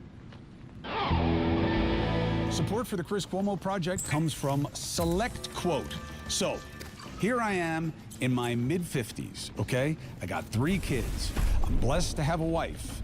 I've got financial responsibilities. I've got real estate. I have a very uncertain estate tax environment. What am I talking about? I'm talking about what I need to secure for my family. Same concerns you have. And you know where it takes you? Into the world of life insurance. And man, is that a scary world. Everybody seems to be on the make. Everybody seems to be looking to take. But, even though I've been in this business a long time and it takes a lot for me to be surprised, there is something new to worry about. But I have a solution for you, so don't worry. There's so much out of our control when it comes to insurance and rates and how they get you on the back end or it gets canceled in ways you didn't expect, right? How do you get control? Because this is about your financial future. Go to Select Quote. Get your life insurance right. Get it for you for less. Go to selectquote.com/ChrisC. Selectquote.com/ChrisC. Get there today and get your quote. Support for the Chris Cuomo Project comes from Oracle. Even if you think it's a bit overhyped, AI is coming. All right? I mean, look, everywhere you look, you're hearing about it or you're seeing it already. Self-driving cars, molecular medicine, business efficiency, everything we're seeing online, especially when you're looking at videos, you don't even know who's real anymore. If it's not in your industry yet, it's coming fast. But AI needs what? Speed, power when it comes to computing. So how do you compete without costs going crazy? Time to upgrade to the next generation of the cloud. Oracle Cloud Infrastructure, OCI. OCI is a blazing fast and secure platform, all right? It just totally upgrades and boosts your infrastructure. database, application development, plus all your AI and machine learning workloads. OCI costs 50% less for compute and 80% less for networking. So you're saving, not spending more. Thousands of businesses have already upgraded to OCI, including Vodafone, Thomson Reuters, and Suno AI. Right now, Oracle is offering to cut your current cloud bill in half if you move to OCI. So for new U.S. customers with minimum financial commitment, this is a great deal, but this offer is going to end March 31st. See if your company qualifies for this special offer at oracle.com/CCP. Oracle.com/CCP for the Chris Cuomo Project.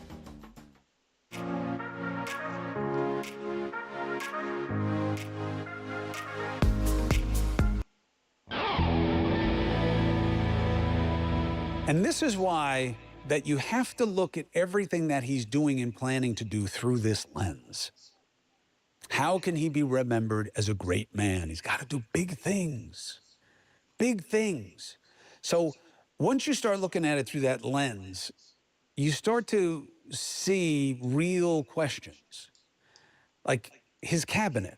Why is his cabinet designed the way it is? Because he doesn't want anybody to stop him from his own initiatives. Well, no president wants that. Yeah, but there's usually a balancing of ideologies, and certainly with Democrats checking boxes of diversity that Trump just seems to believe is unnecessary, if not inconvenient, right? He wants people around him who all see things exactly the way he does and see his ambitions and his interests as primary. No, it's not fair. Everybody's doing it for the country. I don't know. I think they're doing it for Trump in the belief that what Trump wants is best for the country. And I think that's a distinction with a difference. And I do think it matters that there's not a single black member of his administration. I do think that there is something to type. And not that people should be where they are just because of type. But that type matters. That it's not that, oh, there's black politics and there's white politics. But there is a distinction between having black people in positions of power and their perspective and white people in positions of power. And it's not that a white person can't understand what matters to black people and why, nor vice versa. But why wouldn't you want the cabinet to look like the country?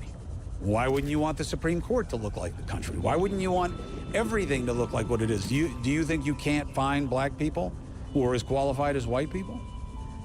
Now, you can find black people who aren't as qualified and put them in anyway. Well, that would be wrong. I don't think diversity without meritocracy is a virtue. But I think you can achieve both. Why didn't he find it? Couldn't find a single black man or woman that could do any of those jobs, as well as the people who he put in there. And let's be honest, it's not like an all-star cabinet he's putting in there. And I'm giving him credit. Maybe I should give him credit for Kash Patel because he's Asian. But certainly him saying all the stuff about how racism and I'm the least racist and Tim Scott and where are my black people? Well, where are them black jobs now, as I heard that comedian saying on social media. No black jobs in the cabinet for Trump. How does it get him where he wants to be, which is to be seen as great? You look at the cabinet through that lens. You look at what he's talking about while coming into power through that lens. Now Greenland and the Panama Canal and annexing Canada starts to make sense. Not that he can get them done, not that they have anything to do with his election, with his campaign, but they have everything to do with his ambition of being considered one of the greatest. Wow, if you combined Canada and Mexico in all of North America and made it all America, wow, that would be huge. That'd be historic. He'd be one of the greatest. That's why he's talking about it. And you can say, well, that's stupid, or I like it, or I don't. But I'm still telling you that it satisfies my premise. What got him here will not get him where he wants to be. What is he going to do about it? That's why he said, I'm going to end those wars before I even take office. Why? Because I'm a great man.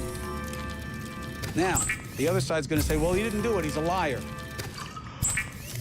won't move the needle. Why? People don't care if Trump says things and doesn't mean them, or that they don't happen. They don't care if he swings and misses. They still believe he's swinging at the pitches that they want him to swing at. And you either get that or you're going to lose. That's a proposition for the Democrats. You either get that he isn't measured the way you are. Why? Because you are the establishment. You are the insiders. And they hate that. That's the message that the country sent. We want disruption. He is a disruptor, but he's already been a president, but he's never been an insider. That's not how he's seen by them. Could I make an argument otherwise? Yeah, of course. How is a Nepo baby who was bailed out of situations no one else would get out of without a rich family, who screwed his debtors, who's never really run a business well at all except his own personal name brand, who has always been an insider, always benefited from privilege, checks every box of privilege. How is he not an insider? Yeah, you can make that case, but it's not how he's seen. He doesn't sound like insiders. He doesn't have the sophistication of them. He sounds like an angry guy in a bar. And there are a lot of angry guys out there right now looking for somebody who feels the way that they do. And you may disagree with their assessment, but that's how Trump has been assessed. So you have to start having a hyper-focus on the same thing that he should. What does he do? See, that is a very interesting end point for us today in this episode.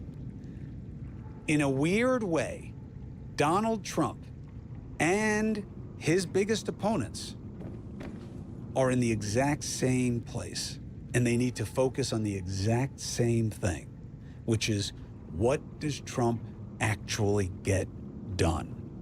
Because that's all he cares about, is being seen as having been one of the greatest presidents. Remember, his signature initiative when he was first elected was called DJT 100. He wanted 100% popularity because he thought that would mean that he was a great president. Everybody loved him. Now he knows they're not all gonna love him, but he's gotta have more people loving him than that which got him here, if he wants to be considered great. And his critics have to focus not on what he says, not on how he says it, but on what he does and fails to do. That is the sweet spot for them. Everything else will be dismissed as noise and will only expose their own weaknesses and be missed opportunities. I know that can be frustrating. I get it. I get that there's a big part of the Democrats who want to be like what we saw with Tim Kaine in the Hegseth confirmation hearing, where he made his sex life a metaphor for who he is as a leader. And that ain't going to work for people who want to measure Trump. But if the Democrats want to be in that holier-than-thou position, they have a big fall coming, because that is not where America is. America is not in the business right now of character counts. They're in about just win, baby. Just get it done for me, whatever it takes. I don't expect virtue from you people. I just want deliverables. And what got Trump where he is will not get him where he wants to be. He has to deliver in big ways. And that's why he's making big talk. And we'll see if he can actually make anything happen. And that will be the big dynamic that we're all watching going forward.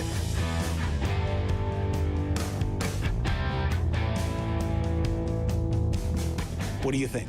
I'm Chris Cuomo. Welcome to the Chris Cuomo Project. Thank you for being here, for subscribing and following. We will see this in real time. I'll be covering it at News Nation every night, 8p, 11p every weekday night. You got to be a critical thinker right now. You got to wear your independence. That's what the free agent gear is all about. That's why I sell it, so that we can put the money together and give it to people.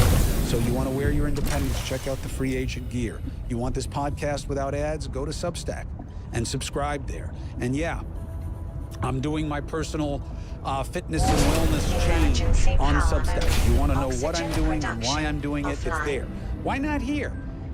Because it's not as much of a concern for all of us as a community as our politics and our cultural machinations are.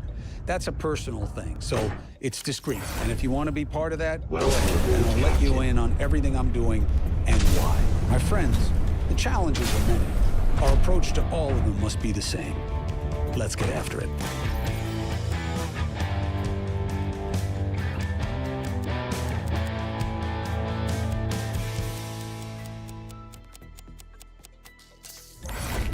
When it came time to take things to the next level, I knew that I had to make a website, and Wix was perfect for that. I'm Josh Harmon. I'm a musician, I'm a content creator, and I'm a sound effects artist. I wanted to create videos as universal as possible that had no language in them so that anyone could enjoy them, and that was how I came up with the idea to do sound effects. I took our tunes and I used my drum set and the instruments, and I recreated all the sound effects to the scene where they're cooking up some soup. From the moment I uploaded this video, I just feel that something was a little bit different. It was insane. I was 25 million views on Instagram. I really didn't know what to do, and it was my grandma. She just turned 99. She said, "You've got a good idea. Now's the time to focus and just keep doing it."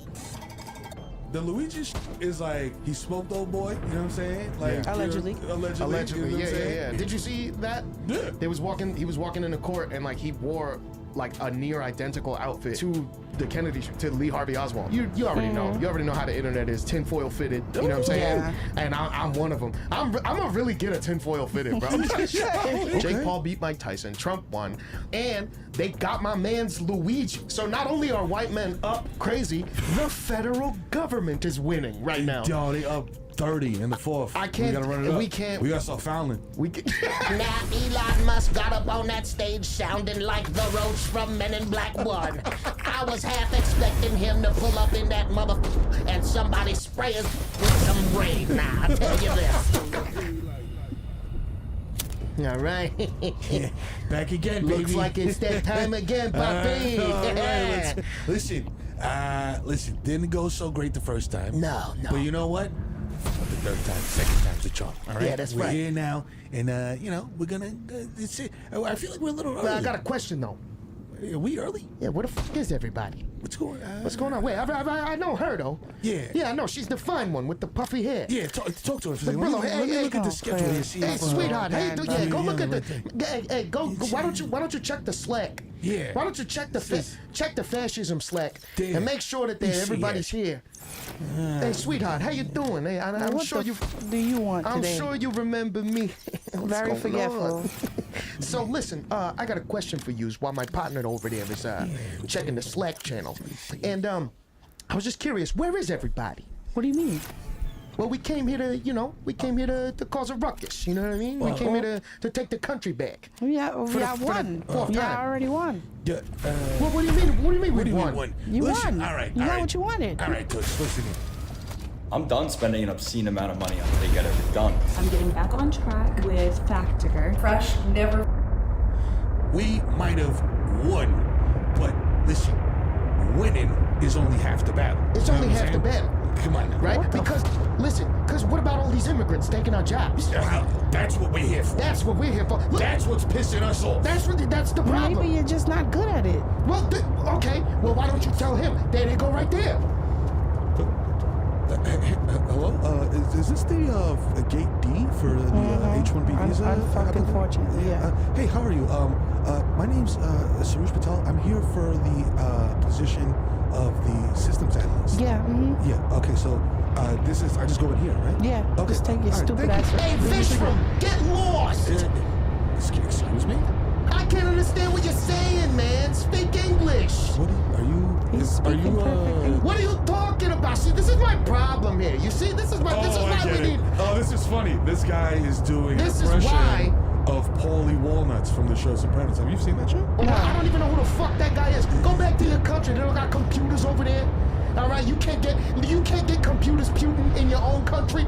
Well, That's not something you people are well versed in. I am a citizen, but I studied English, from a very early age. So as you can tell, I can speak it fluently. So I can't understand a fucking word this guy's saying. Both of y'all go circle jerk each other in the fucking bathroom. Get the fuck out of here. I'm just gonna go to my job, or you can go. It's fucking believable. I'm gonna go see what This Victory guy's Light's fucking up to. crazy. What the fuck is going on here? You know what? Fuck this shit, bro. Let's just go into Collins and Let's Victory go Light. to Collins and Victory Light. I heard they're back, baby. Yeah, we're so back. I got these split from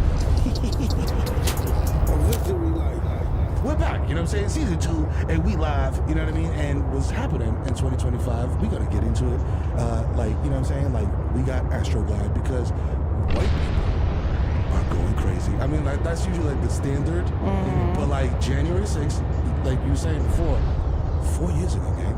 Yeah. This shit feels like it's a graduating class. Yeah. You know what I'm saying? Like, if you was a freshman, you know what I mean? And you saw that shit happen, now you graduate, you're like, yo, damn. Yo, that shit happened almost my youngest son's entire life ago.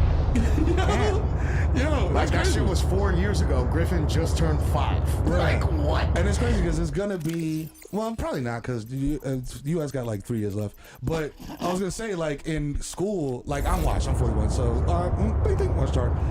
They would announce Pearl Harbor. You know what I'm saying? It'd be like, today is a day that, like, over the PA. Yeah. Like, at homeroom, today is a day that will live in infamy. Today, the nuclear bomb was at the and I was like, yo, what are they talking about, bro? Yeah. Now, I'm like, I'm asking my kids, I'm like, do they do that on 9/11? You know what I'm saying? Like, yo, this is a day that will live in infamy. And I'm like, logic says that in the future, they're going to be like, yo, January 6th is a day that will live in infamy. I'm like, no, it's not. Nah, it's white people. Yeah, White people nah, cause That shit gonna be a national holiday, man. Yeah, like, yo, we the Liberation Day. They gonna close the banks and shit. yo, we never got the Tubman 20. The Trump 20 is coming up, bro. I don't put shit past this country anymore. Word. Facts. That ass. They gonna have a fucking JCPenney sale. Yo, you ever played that game, The Sims? No. It was like you simulate, you just like make characters. No, and I've never heard of it. What is that? It's just like you make a Rainy and a Lizbel, and they're virtual characters, and you just like put them in a house, and you could do whatever the fuck you want. You put a pool in the middle of your house. You can set your house on fire. You could put a pool and a person in a pool, and then pull a fence around it so they drown and die. I'm like, the U.S. government is playing Sims right now. Damn. Yeah. With real people. Hold on, you know what that sounds like to me? What does it sound like, gang? Sounds like some satanic black magic sex shit, Tone. Oh, I was waiting for that one. Tone. I'm playing a fucking Sims. I just dropped this Diablo in the fucking pool and took the ladder out. I never taught him how to swim, Tone. No. I told him sink or swim, Tom. Did you hear that? Did you hear what I said, Tom? Did you hear what I said, Tom? I said...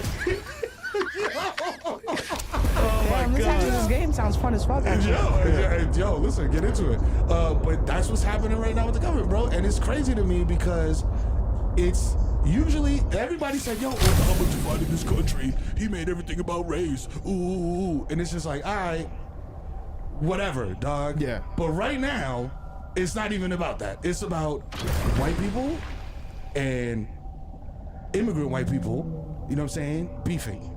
You know what I'm saying? Because Elon Musk is essentially parading around the internet as an alter ego known as Adrian Dickman. Thank you. And he's doing a bunch of weird shit, man. He's all over he's all over a bunch of 4chan forums and stuff. By the way, this is not confirmed at all. It's just way too freaky not to be Elon Musk. Like, he put a filter over himself and then he like got tight one day because so if it's not Elon Musk, then it is like Elon Musk's #1 glazer on the internet. Like, it's either him or it's like his biggest fan. And he was and for the uninitiated, it's my favorite thing to say, you already know that, Victory Light Gang, you know what I'm saying? But for the uninitiated, Adrian Dittman is this weirdo that's just been parading around the internet, defending Elon Musk at every turn. He's on Reddit talking shit about like white people, like American white people being the worst of the worst. He's all over 4chan doing that shit. And apparently, he got so sick of the Elon Musk hate that the person who is allegedly behind the account forgot to turn the voice filter back on, and their real voice sounded exactly like Elon Musk. What the problem is that you guys, you're all very stupid. Well, you're all very stupid, and you guys all make fun of me. I mean, Elon, all the time. That's mad fucking embarrassing, bro. Yo, that's crazy. So this is the thing that fucks me up the most, right? Like, fam, you are the richest man on earth. And that, it goes back to like, yo, money can't unlame you. I was like, fam, I would be so embarrassed. I would be so embarrassed if like, bro, like, even on a everyday regular scale, like if I was trying to call my ex-girl and be like, yo, what up? Yo, it's Tony. You fucking with me? Or not, like trying to see if she's like, you know what I mean? And then she found out, bro, I would jump off a roof, bro, from embarrassment. Bro, even at the Trump rally, you know who he sounded like when he was like, "You was right, you was right." He sounded like the Roach guy from Men in Black 1. He sounded like the guy, the Roach. He sounds like a giant bug trying to squeeze into a human suit. Did you see him go? Oh. What the fuck was that? Bro, I thought he nutted, bro. I thought he nutted on stage because that many people had never been happy to see him. I think that's why. Nah, yeah, that's one thing about Elon. You could tell he craves acceptance, like, badly. And it's like, bro, you're doing this in front of the world. Like, we can see you, bro. That's so cringe. Yeah, oh my God. Do you know that I can see do you know that now Elon Musk got up on that stage sounding like the Roach from Men in Black 1. I was half expecting him to pull up in that motherfucker and somebody spray his ass with some rain. Now, I tell you this. Yo. Oh, man. And so now the whole squabble between OG MAGA, this is crazy, bro, because it's like when you're a fan of an artist and they got like kind of like two eras, and you're like, yo, I'm a fan of like early Taylor Swift, I'm like a fan of this, and I'm a fan of the Eras tour, and those people beefing. Yeah. That's what this is. I'm like, this doesn't make any, bro. Y'all are fucking dumb, bro. It's Get Rich or Die Trying 50 versus like Massacre 50. Yes. Like, you know what I mean? Like, dog, like these are two, fam. Y'all are the same person except y'all gotta go to school. The dumb ones, you know what I'm saying? And then you can lead the other guys. You know what I'm saying? I don't know if that makes sense, guys. Unpack it. You know what I mean? Because Elon's whole thing is like, yo, Americans are dumb. You know what I'm saying? Y'all can't actually do the stuff that we need the Indian dudes to come in with the H-1B visas because they are smart and they know how to do computer shit. Y'all motherfuckers, when I go to order a McFlurry and I give you cash, you have an aneurysm. So we cannot hire you to fucking program computers and do technological shit. So we're outsourcing all that shit. And now the OG MAGA people is like, hey, you lied to us, you tricked us. You said that it was gonna be only white people doing all this stuff. And now you bringing in mad Indians and Habibis and shit. And then you got your man, Vivek, I don't know how to say his last name because my name is Joe Blow. You know what I'm saying? And what the fuck? You know what I mean? And you got Laura Loomer who looks like Jigsaw in the mix. Like, and it's her versus, that's like the head. Like, that's the main card, is Laura Loomer and Elon Musk going at it. You know what I'm saying? And I'm just like, bro, like, y'all are stupid, bro. There's gonna be mad buyer's remorse. Literally fucking parasites. That's why I said last season, there's a list, bro. There's a list that fastest people hate, and they on that bitch too. You leave them alone long enough, they gonna kill each other. That's why as soon as we go on, they deport all the fuck out of all of us. Give them a year or two, and it's a wrap for all of them, bro.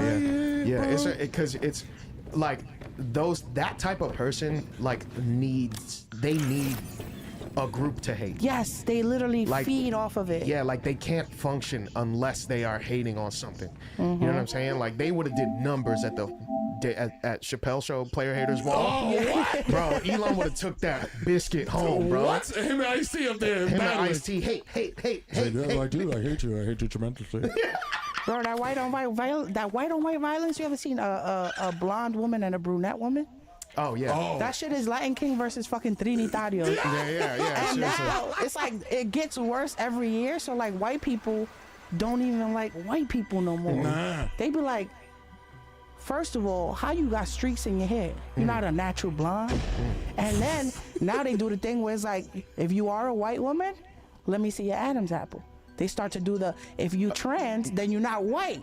Yeah. Like yo, I'm telling you, it's a brain-eating bacteria. They got it. They got it. They got the RFK worm. Yeah. I told you it was real. You guys didn't believe me. You guys didn't believe me. When you see me, listen to me. I got it when I was walking barefoot in the bathroom in the airport. We're not doing this anymore. I'm gonna fucking kill We're not myself. doing this anymore. I can't because it hurts me. Physically. Good. Stop it. What the fuck? Hey guys, I have a question for you guys and for the audience at home and the Victory Light subreddit. Would you guys, is Adrian Dittman a good burner name? Cause I don't think so. Nah. I think that shit sucks. What would you guys use as your like if you wanted people to like have no idea, like no possible thread connecting that account to like the Kid Mero.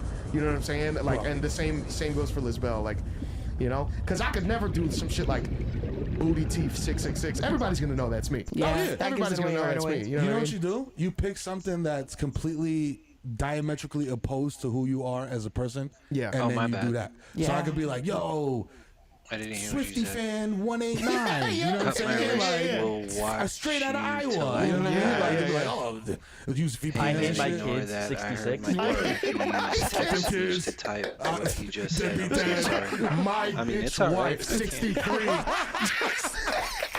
Heather, I love you, bro. It's all right. I can't do nothing about it anyway if it's true. I mean, I hope it's not true, but you know, c'est la vie. Sochi's life, my friend. Sochi's life.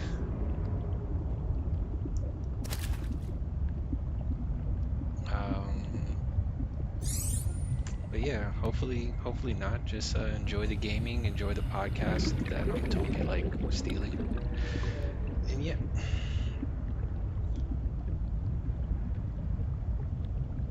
I love you. It's a joke. It's a joke. I swear. She gonna hate this shit. Yeah. She's like, I'm listening to recipes. Yeah. Liz, what would be your burner name? My burner name? It would probably be Lady Dipset, but I would have the Israel flag in my bio. Oh, I like fuck that. them up. Fuck them all. I like that. Never be able to tell us. Nah. And I'll have a Blue Lives Matter flag. There you go. Right and you write white man's whore on there. Jesus Christ. Damn. They would never, what the fuck? It could never be Liz. They'd be like, no, hold on, this is too I thought that was, what the hell? I thought that was the whole thing. Man, fuck you guys. I'm out. They'd be like, wait.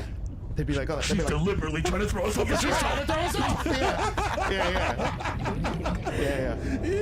That's a good one. Yo, what do you bitch ass motherfuckers have planned for this new year? Oh man, listen, I'm enjoying watching the White on White violence. I have I'm writing this book on fatherhood. You know what I'm saying? Oh, that's dope. Yeah, you know what I'm saying? Cause yo, the way you be writing, I'm like, yo, I gotta get on my shit, bro. Because Liz Bell is nice with it, bro. And then you do like the I'ma read a section of this or I'ma read this poem, and then you do the fucking listen. You did this shit where you read a poem and then you did a video around it, and everything that was said in the poem was like happening in real time in the video, and I was like, this fucking bitch, bro. I was like, how dare she? I was like, yo, and then you made a blanket for your homeboy, and you photoshopped like 2 photos of like people. Yeah. Yo, I was just like, yo, how can a human being be so thoughtful? Just no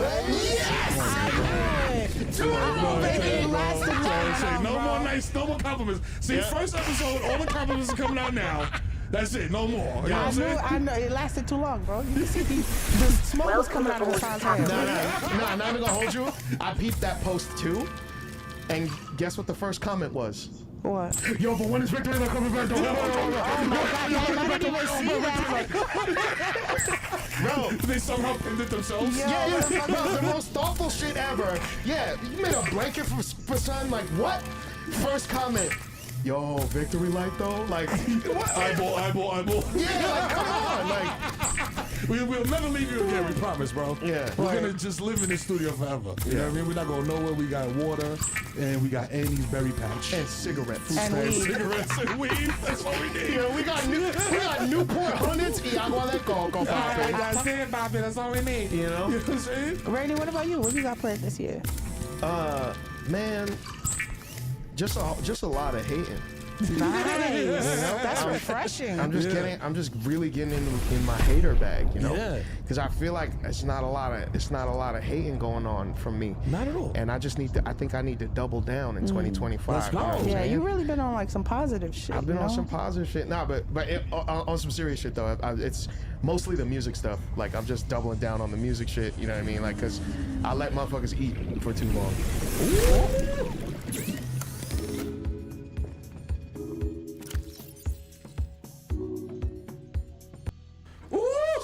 I've been humble way too long. Yo, Knack Man, holla. Let's get it. Yeah. It's about that time, man. Nice. Yeah. So- and like raising my kids or whatever. I mean, if you have time, I guess. If you get around to it, you know what I'm saying? Like, listen, You know, they make feeders now that like are activated by them. bro, they gotta eat multiple times a day. It's dude. crazy, so crazy. Oh my god. I'm like, I don't even eat multiple times a day. Fuck, What are bro? y'all on? What are y'all? Yeah, it's something going. Let me see your pupils. Yo, my growth plates. Yeah, it's crazy. Nah, Merrill was really a wash dad because he walked into the studio this morning and he just opened up his jacket and a fucking jersey fell out. He's like, yo, what the fuck is my son's jersey just doing here? Yo, my entire life is just children's objects falling out of my pocket. I am so glad that because you know some people are very private and you don't even know that they have kids. I was like, I'm so glad that I'm not like that and motherfuckers know I have kids. Because if not, they'd be like, yo, what is this motherfucker walking around with so much kid shit? Yeah. Why you got a pocket full of push pops, bro? You know what I'm saying? Why you hanging around in school so much, you know what I'm saying, with candy? Oh you know what my I'm saying? God. That nigga's weird.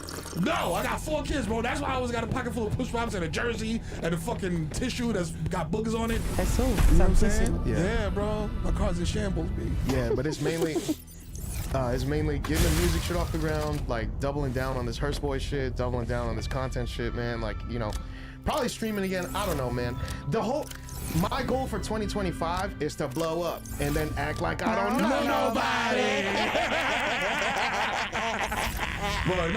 Bro, my first goal of the year is right here and right now, January 25th, Ravelo Days, live at United Palace, motherfucker. You know what I'm saying? Pull up, be there or be square. Pull up or you're an asshole. Even know if what you I'm saying? gotta cut off your moms. That's it. Even if you gotta cut off your kids. That's right.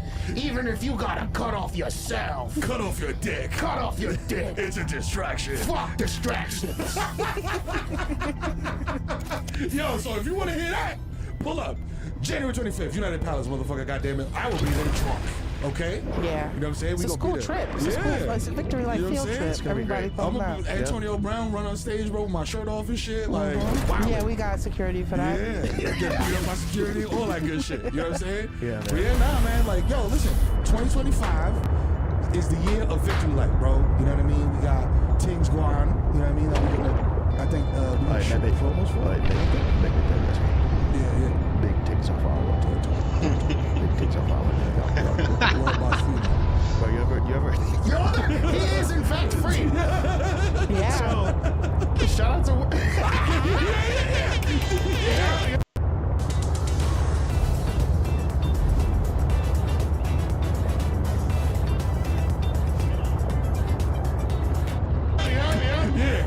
Vibes Cartel is free, and the vibes is free here. You know what I'm saying? Yeah. It's all vibrations. It's because we gotta do it for us, man. We gotta do it for black and brown folks. We gotta do it for the Dominicans. We gotta do it for the Caribbeans. Because white people, white men specifically, been taking way too many dubs lately. Yo. You ever noticed? Have you noticed that? Crazy. Bro, Trump won. Obviously, we all know this. Jake Paul beat Mike Tyson. Somehow. Benny Blanco got sexiest man alive. Okay. Like, white dudes is up 10,000 right now. Wait. We gotta recap. We gotta reset the tone type shit. You know what I mean? Tell me. What was the last thing you said? You said Benny Blanco's sexiest man alive? People magazine, yeah. People He's also engaged to Selena Gomez. And he's engaged to Selena Gomez. I don't know. Yeah, I mean, debatably, you guys can decide whether that's up or down, but he was sexiest man alive. Yeah. He was voted sexiest man alive. Okay. Jake Paul beat Mike Tyson. Trump won. They got my man, and they got my man's Luigi, bro. You know what I'm saying? So not only are white men up crazy, The federal government is winning right now. Yo, they up 30 in the fourth. I can't. We can't let this happen. We gotta start fouling. We can't let this happen. Flagrant. You know what I mean? Yeah. You gotta start paying the refs and shit. Yo, but I heard one of the Paul brothers was like, "Yo, I'm retiring. We're retiring," which it could have just been the coke talking. You know what I'm saying? Yeah. But if they retire, then that's one less, thing that we have to battle. You know what I'm saying? Because it's all up to us. It's up to the victory, like, you know what I mean? Nobody else is doing anything else. Yeah. You know what I mean? You see when niggas doing the government, they ain't doing shit. They're just sitting around. Eric Adams is like, I'm on the federal indictment and I'm also a criminal, but let me walk with this little Italian boy over here. Like, man, get the fuck out of here, bro. Like, fuck you. Yeah, he really had the nerve to say that he wanted to do a perp walk with Luigi because he wanted to look him in the face and say he disrespected New York. He disrespected New York? He said that Luigi disrespected New York. What? by doing, his little shindig. Yeah. Eric Adams said that, bro. The man who fucking basically banned motherfucking libraries and stole millions of dollars from New Yorkers. Yo, Liz. Hay que tener paciencia, bro. Yo. Nah, let her cook. Hay que tener paciencia. We should do our little Spanish lesson of the day right now. Hay que tener paciencia. Translate. Nah, I'm gonna let y'all cook. Hay que tener paciencia. Hay que tener paciencia, Libre. Eso es verdad. And hay que tener paciencia means what? You gotta have patience, bro, and that really just means there's some bull fuck shit going on, and you calling on every fucking good ancestor you got to give you any ounce of fucking patience you can from breaking this bitch face open. Hay que tener paciencia, bro. It's great to hear that someone broke into Eric Adams' home. Well, Gracie Mansion on New Year's Day. I was gonna say, I was like, in New Jersey? Well, the thing was, they're doing home invasions? He wasn't there. I gotta be careful. Of course he wasn't there. He was at fucking Brown Sugar. That nigga was at Harlem Social. Nigga was at Choco Mar Cortez.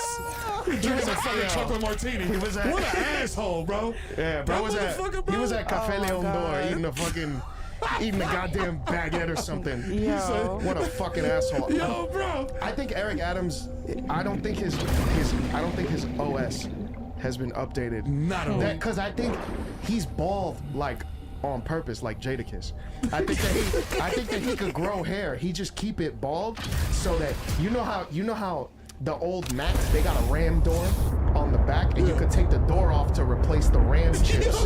So I think that Eric Adams has a RAM door on the back of his bald ass head, and you gotta take that shit off to update the OS sometimes. And I don't think it's happened in a long time because I feel like, bro, it's like New York is the only place that exists. Like, damn. Bro, that man is running Windows 3.1 right now in his brain. Yeah. Like, he's lost in the sauce. You mention any other state and it goes like, like, you know that sound? Like when you're trying to click another window and it's like, boom.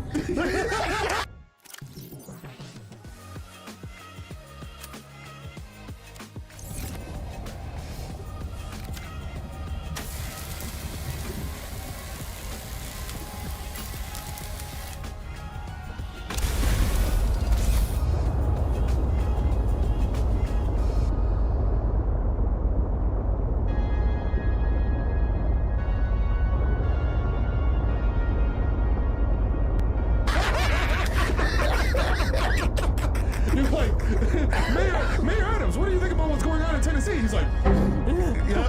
You said it to Mitch McConnell. Tennessee is the New York of New York. Yeah. His voice starts getting higher. Tennessee is the New York. Like, just start singing Alicia Keys. Oh my God, bro. Swagger. Wait. Yo, you gotta throw him in a vat of lava. And you know when the Terminator's sinking in the shit, he go like this? It's gonna be Eric Adams, but it's his veneers that go last. Like, he's sinking and he's like swagger. Sinking in the lava, bro. Oh my goodness. Nah, you just gotta stick his head in rice. That'll fix it. Just stick his head in rice, yeah.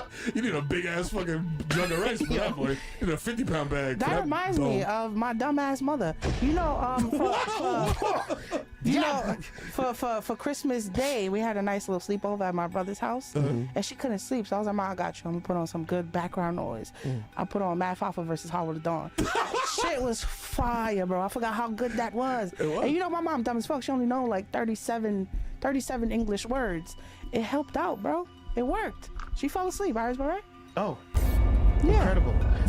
Yo, wait, wasn't that already a thing?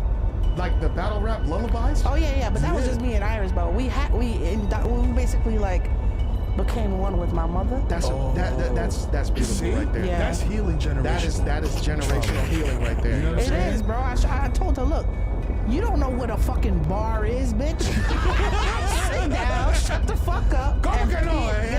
Uno va a beber. She was probably like, yo no sé qué barra ni barra. Coño. Se la quitamos esa mierda, coño. No, yo no bebo. Ustedes son los maniáticos, coño. Los alcohólicos, coño. Oh, man. Hell Row versus Math Hoffa versus Howard the Dawn as a lullaby. All right, you know what I'm saying? It's better than white noise. This is why I don't have children, bro. Can you imagine? Yo, listen. Listen. This might come across a little weird, but I feel like you need to have kids because there needs to be more of you in the world. You know what I'm saying? And that's not even a glaze. Hey, that's not even a glaze. It's not a glaze. It's not a glaze. Hassan, stay away from the goddamn. Stay away from the fucking button. Because yo, you know what I'm saying? Like you're a great person. You know what I'm saying? Like not to slurp you up or episode 1, but thanks, man. I appreciate that. You know, you're very. You know, if you were to create more Lisbels, that wouldn't be a bad thing. Yeah. You know what I'm saying? We already got 4 Merrills. We don't need no more. You know what I'm saying? You could do 2 more. You know what I'm saying? 2 more? Yeah, like Dominican style or like. What do you mean, bitch? Like, do I have another family? Hey, hold on, stop playing with my sis like that, bro. You gonna have to relax, bro. All right, you gonna have to stop playing with. You gonna have to stop playing with Big H Dog. You know what I'm saying? New Jersey's finest. Like, you gonna have to relax. Talking crazy. Nah, 2 more kids would kill me, yo. Really? Do you understand? It would kill me. I just pulled up here with a jersey that I didn't know. You're right. There's Newports in the fridge, y'all. Come on. And you want me to have children? These are my examples, bro. What am I gonna do? Yeah, we need that because again, the white man dub is up and it's going strong. It's not going anywhere. It's ridiculous. It's out of control, bro. Too many wins. Too many, bro. Like Elon Musk is your president, bro. If you didn't know that, he is. Yeah. You know what I'm saying? So, like, back the fuck in, dog. Nah, we really just at like the final fucking level of fascism. So that's it. Yeah. So this is my advice to y'all because I'm like the elder statesman in here. And you know what I mean? I'm surrounded by youth. You know what I mean? Except for Science Watch too, like me. You know what I'm saying? And this is what I'm gonna tell y'all. You don't have to pay taxes for the next 4 years. That's my advice. Yep. You know what I'm saying? Yeah, it might not be good advice, you know what I'm saying? But fucking roll the dice, you know what I'm saying? Just see what happens. Just so everyone knows, Mero is not a CPA. He's not certified to give anyone any type of financial advice. I'm just saying. I also don't know that I'm going to heed that advice personally, but I feel like it's coming from a good place in your heart. Because, yo, did homeboy say he's gonna do away with the IRS? I know I'm like getting like crazy with it. But if you do away with the IRS, that's like, yo, when you're in school, you take out the home out of it. Now I'm going crazy. Like, there's no reason. I mean, the thing with Trump and the thing with all those guys is that, like, they're kind of just like a walking fever dream in a suit. You know what I mean? Like, if they say. If any other guy said any of the things that they say, like, we would all just be like, this guy's full of shit. What the fuck does he know? What is he talking about? Like, you know what I mean? Like, if some guy was just like, we gotta get rid of the IRS. And then after that, and then I swear to God, Kim, if you press the fucking button, Kim, I swear to God, we're coming for you. You hover over that button. I dare you to breathe over that fucking button, Kim Jong. And you watch what the fuck happens. You too, Putin. Stop fucking playing with me. Like, he really on his bully, man. Yo, it's T Draco. It's T Draco. It's T Dollars. He's in. T Draco. Stop playing with him. I don't need this shit, bro. We got 4 years of this motherfucker. No more impersonations. Bro, no more impersonations. Bro, all I'm saying is the Simpsons having the wrong ones. That's it. They haven't. They've been predicting the future for years. They did it. What's the surprise, bro? White supremacy has literally been on the fucking rise for our entire lives. And motherfuckers have been warning about this rise of pure fucking fascism and the fact that these politicians have ripped off their mask and don't even give a fuck about a performance. Now these bitches will be in your face and say, fuck you, we taking your money, I'm coming back in office, fuck your children, they can die in school, we don't care. Yeah. Am I lying? Stop me when I'm lying. That's why I keep going. Good shit. What do these motherfuckers literally say? Yo, your children can die in school. You need cancer treatment? Don't give a fuck. Sorry. Bruh, and then so here's my thing.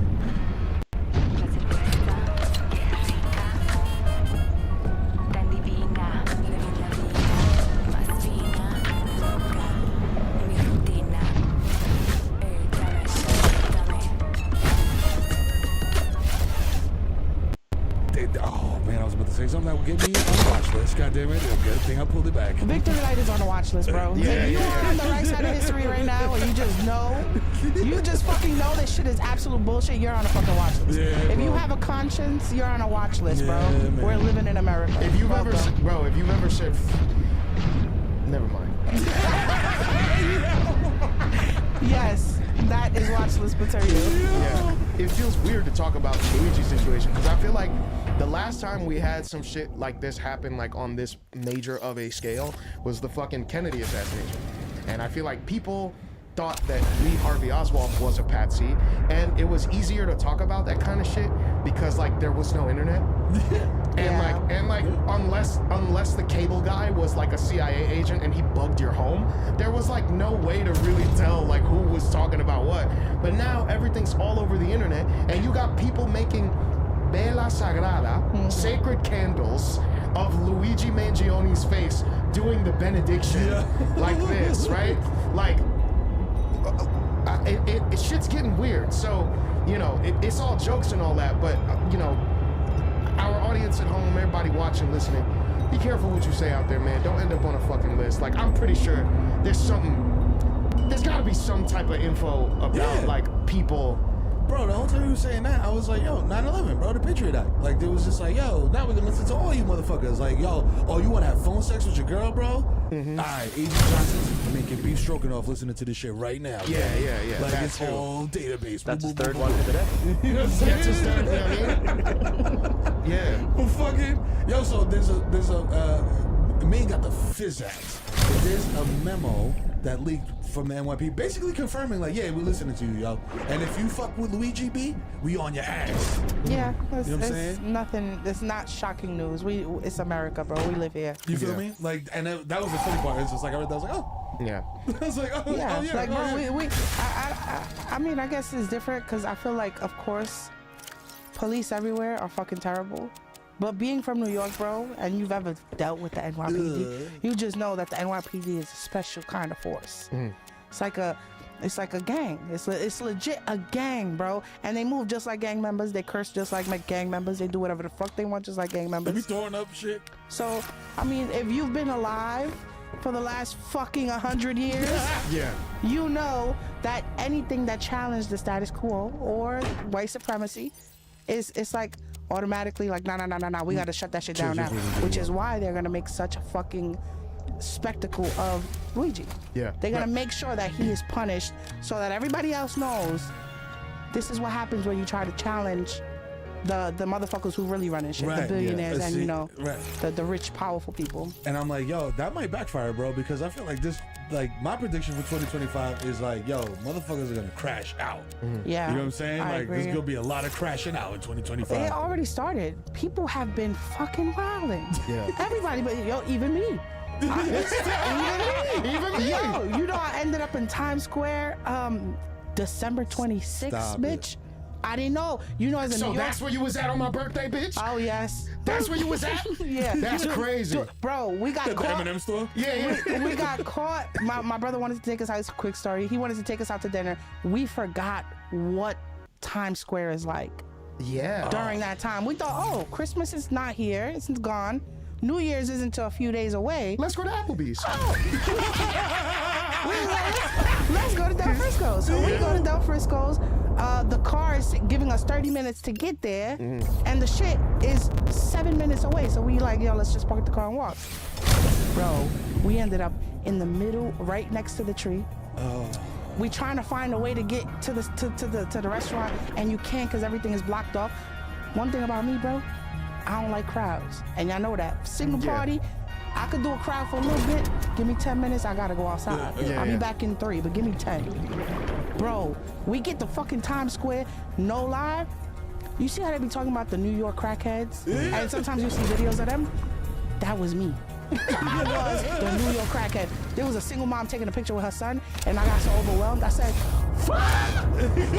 Bro, I'm trying to maneuver through the crowd. It's fucked up. It's fucked up. So yes, I agree.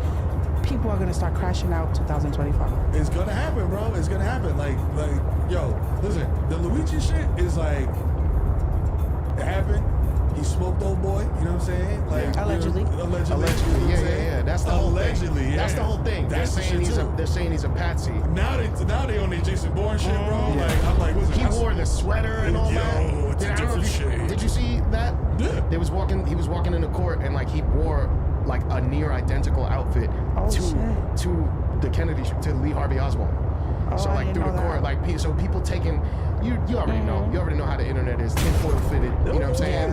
And I'm one of them. I'm gonna really get a tinfoil fitted, bro. I'm gonna really get one of them shits. One, it should be you, bro. You know what I mean? But you like tinfoil fitted, so Reynolds rap, holla at your boys. You know what I mean? We out here. But you did mention before Liz interrupted with her stupid ass story that she told about where she was at. You mad at me because you gotta share your birthday with Jesus Christ. You're mad at me? Right? She chose to go be stressed out at Times Square instead of spend time with her bestie. That's crazy to me. First of all, Rainey don't even let fat bitches in his house.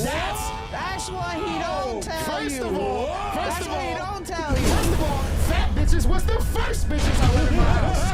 The fuck is you talking Only because you needed a spotless apartment, and then you paid them. You underpaid them. And then you threw them out. And they never see the same guy in there rest of their fucking life. Well, be that as it may. Yo, man, please hit us with this memo before I pass out, man. Right. This fucking leaked NYPD memo. That Merrill mentioned briefly. Yes, according to journalist Ken Klippenstein, he obtained a report Hold on. Ken Klippenstein. That's an ill rap name. Hold on. Yo, Big K Clip. Yo. Pow, okay, Clip, nigga, what's up?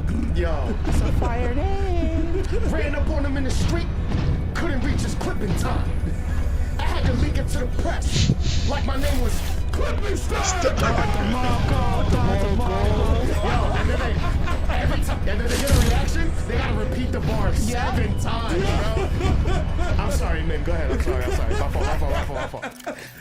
There was a report produced by the NYPD's Intelligence and Counterterrorism Bureau on December 9th, which was blasted out to law enforcement and counter-terror partners across the country. To paraphrase, or to quickly quote one sort of tidbit from the report, the NYPD says, based on observed initial online reactions to the shooting, including celebrations of the killing of a health insurance executive and encouragement of targeting leaders across industries, there is a risk that a wide range of extremists may view Mangione as a martyr and an example to follow. I mean, yeah. Like, duh, bro. Yeah. Like, they didn't even have to release that memo, bro. That's like being like, red and green makes blue. But that's an indirect way of saying we watching you. Yeah. That's all that is. Fall in line, relax. Like, that's what that is. Yeah. You know? Because they could have easily, there's so many other things that they don't count as terrorism. Oh, yeah. Like, there was literally a fucking mass shooter who targeted black people and went to a black church, a historic black church. There was another one who put slurs on the bullets that he used, killing black people. Like, those are actual terroristic threats. The bozo that went around purposely seeking out Asian women to kill. That's not a terrorist, bro? Yeah, and fucking Daniel Penny getting acquitted. Bruh. Bro, it's a literal, like, what? Like, what do we, it's not the same. Two Americas, bro. Yeah, they're literally playing in our faces, and it's like, they're trying to, obviously, we have seen so many violent things this last year.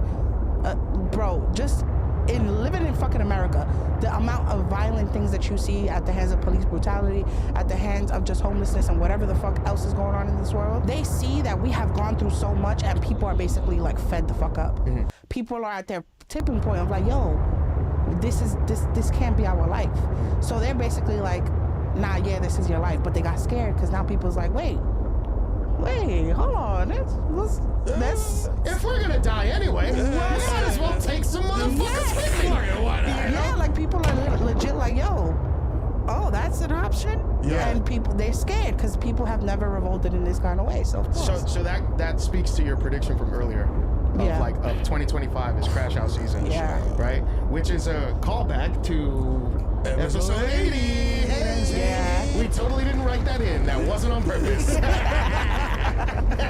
Yo.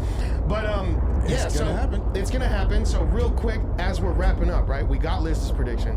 2025 is crash out season. What is your 2025 prediction, Mero? That was actually his, no? I think I just stole his. He said crash out season. Hey, but you know what? I'm Yeah. Fuck it, that's what his Steven ass gets. About time somebody stole from him. Yo, listen, I'll tell you what I do predict. I predict a nationwide victory light tour in 2025. I'm not saying that it's like, I'm not saying it's on paper, but I'm just saying I'm manifesting. Just manifesting it. Wait a minute, dude. Hold on. All I'm saying, a victory light in VR will go fucking crazy. Oh my god. I already got 4 goats waiting for us. The same way that y'all be doing, like, you know how they do like group like parties or like shout out to Brunch Rounds homies, like they would be like, yo, we're gonna do the shit in DR or like we're gonna do the shit in Puerto Rico. Like hedonism, you know what I'm saying? Like just straight nude victory light. I like that. Is that what the idea for 2025 is? Victory light. First episode? Isn't that what we were doing before we got the video? Yes, that's actually exactly what we're doing. Let's call back. Let's call back. Yo, and just to take us out of here real quick, my 2025 prediction is that Luigi Mangione gets acquitted. Oh shit! Get down! Jesus Christ.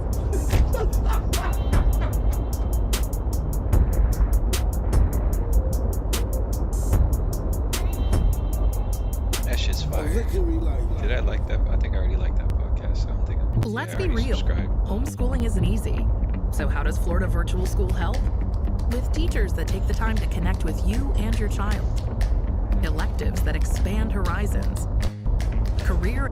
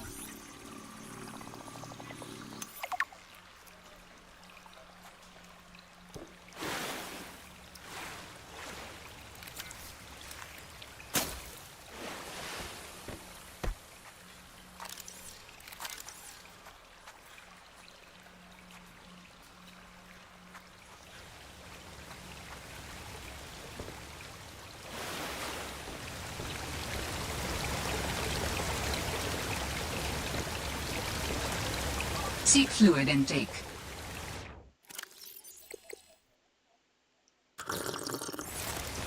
Vital signs stabilizing.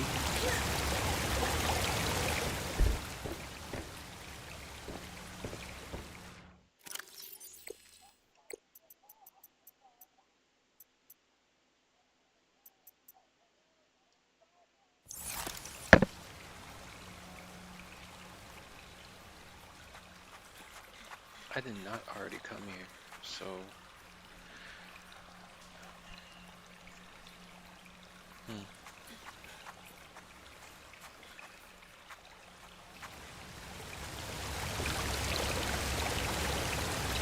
oh, there you go.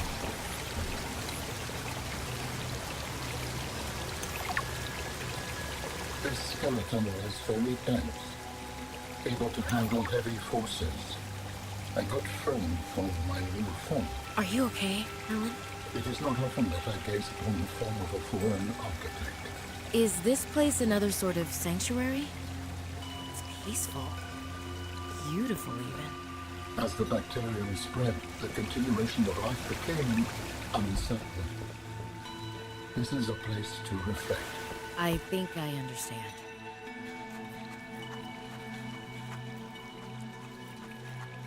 Yeah, it's beautiful.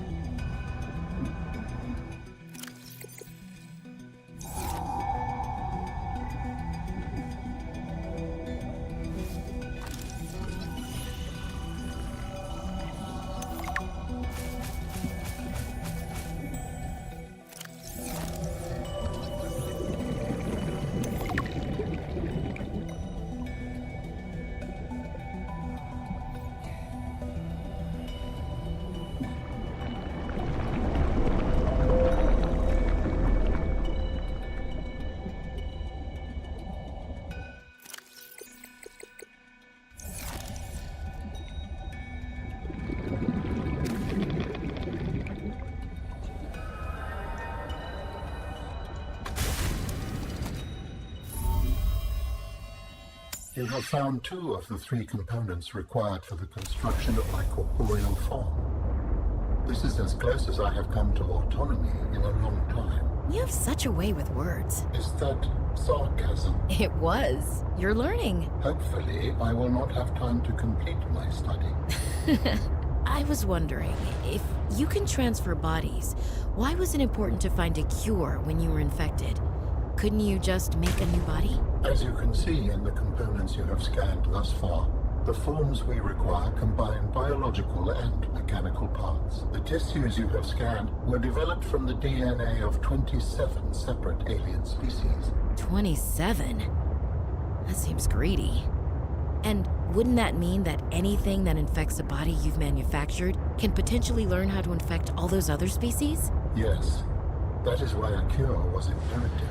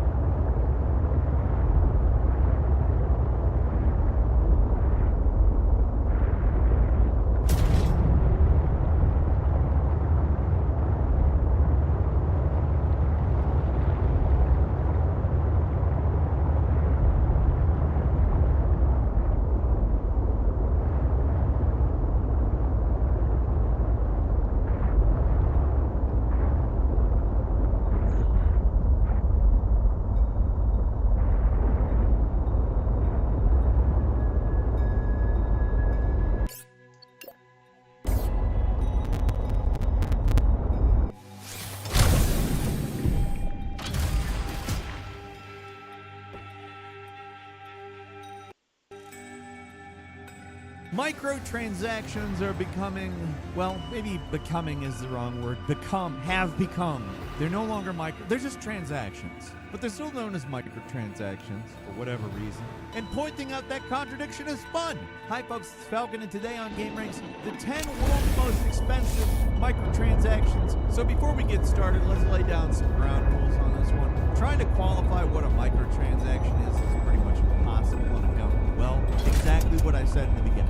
Some of these things can actually cost more than your monthly rent. But again, we got to limit our scope, so what I'm doing here, I'm sticking to actual transactions between you, the player, and the developers or the publisher. There's no aftermarket stuff, no marketplace items, no stuff where the item is more of a digital good that can be traded anywhere rather than a straight-up purchase. So none of the crazy overinflated digital land deals, no trading skins on any marketplaces, nothing that you could delude yourself into thinking is an investment of some kind. Even if you stretch the word microtransaction past the point of coherence, millions of bucks getting thrown around for pretend property. But it's not what we're talking about here. At number 10, we've got the Beast Glove from Call of Duty Modern Warfare 3. The prices on COD stuff has been out of control for a while now. There's a lot of overpriced weapon skin bundles, a ton of cosmetic crossover crap. If you want an idea about just how greedy this whole thing has gotten, look no further than the Beast New Glove, creature a discovered. tie-in melee cosmetic for the Godzilla vs. Kong movie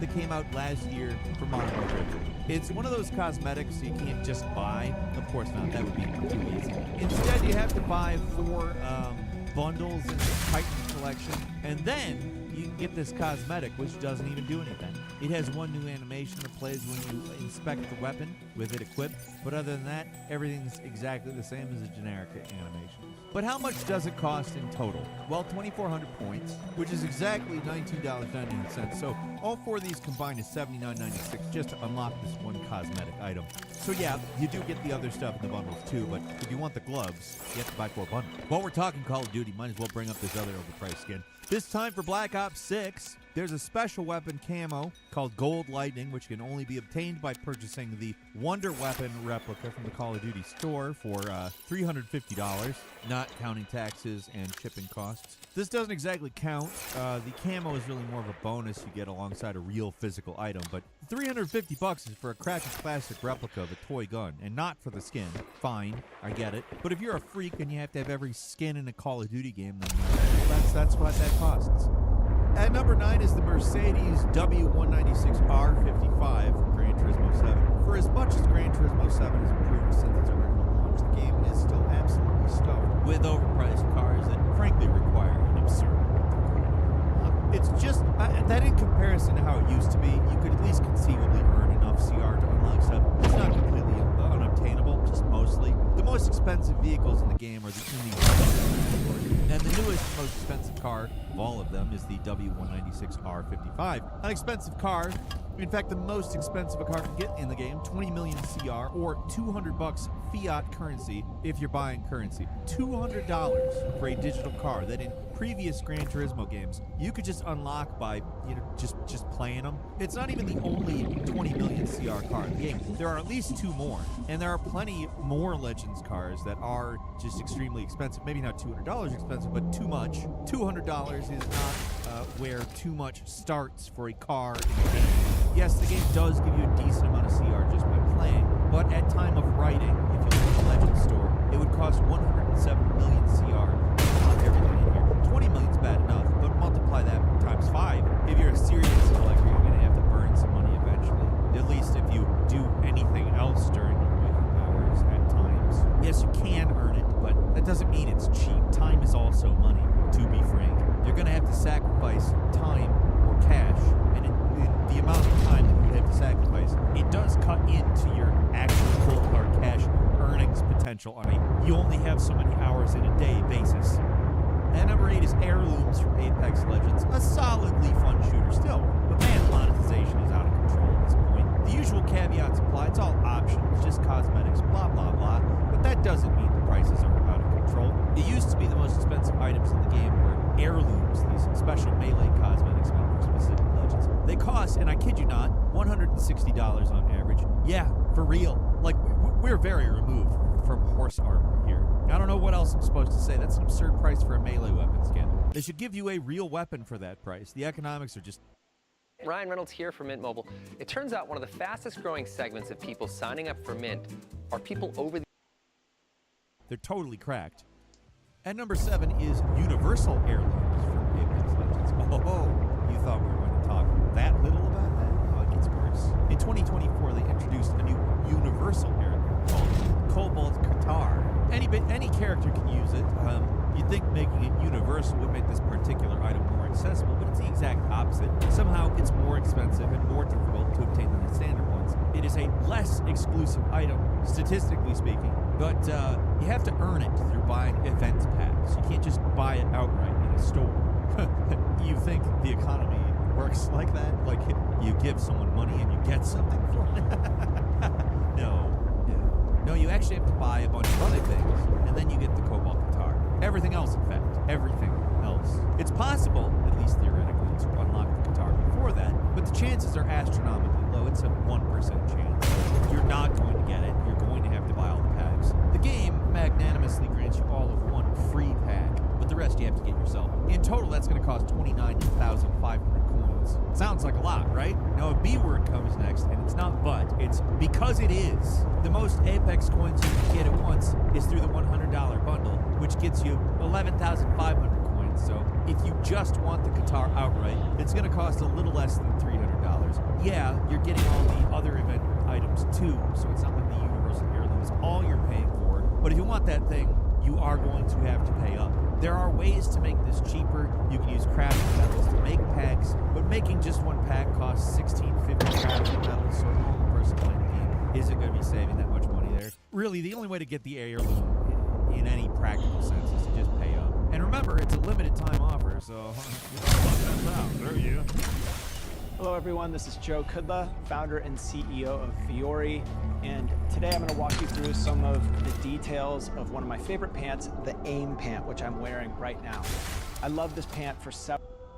At number 6 is the Flying Spectral Tiger in World of Warcraft. Early 2024, there's a big brouhaha about a mount called the Trader's Gilded Brutosaur that had pretty handy abilities to call at the auction house, to access your mailbox from anywhere in the world, blah, blah, blah. It was, as these things are increasingly going, ridiculously expensive, $90 for a single mount. Everyone was pissed. The people who are mad for the perceived pay-to-win aspects of it, which, let's be fair, it's kind of that. But also the owners of the original Brutosaur mount who were angry that they dropped their dimes on the original, but they didn't get any of the handy features of the new one. Folks were not happy, but the cost of that thing was nothing compared to what was going on in the Chinese servers of NetEase.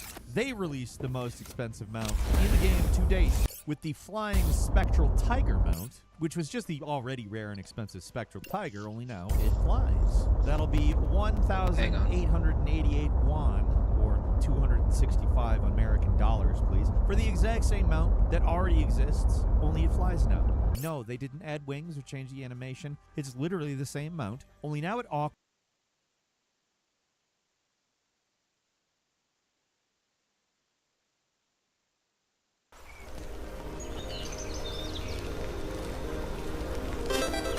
Three, two, one.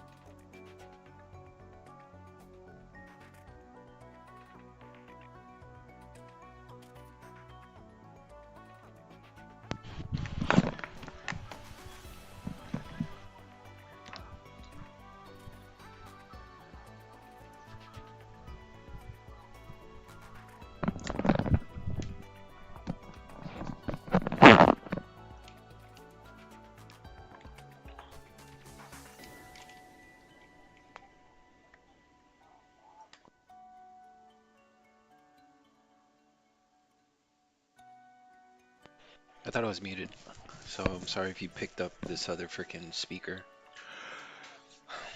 Okay.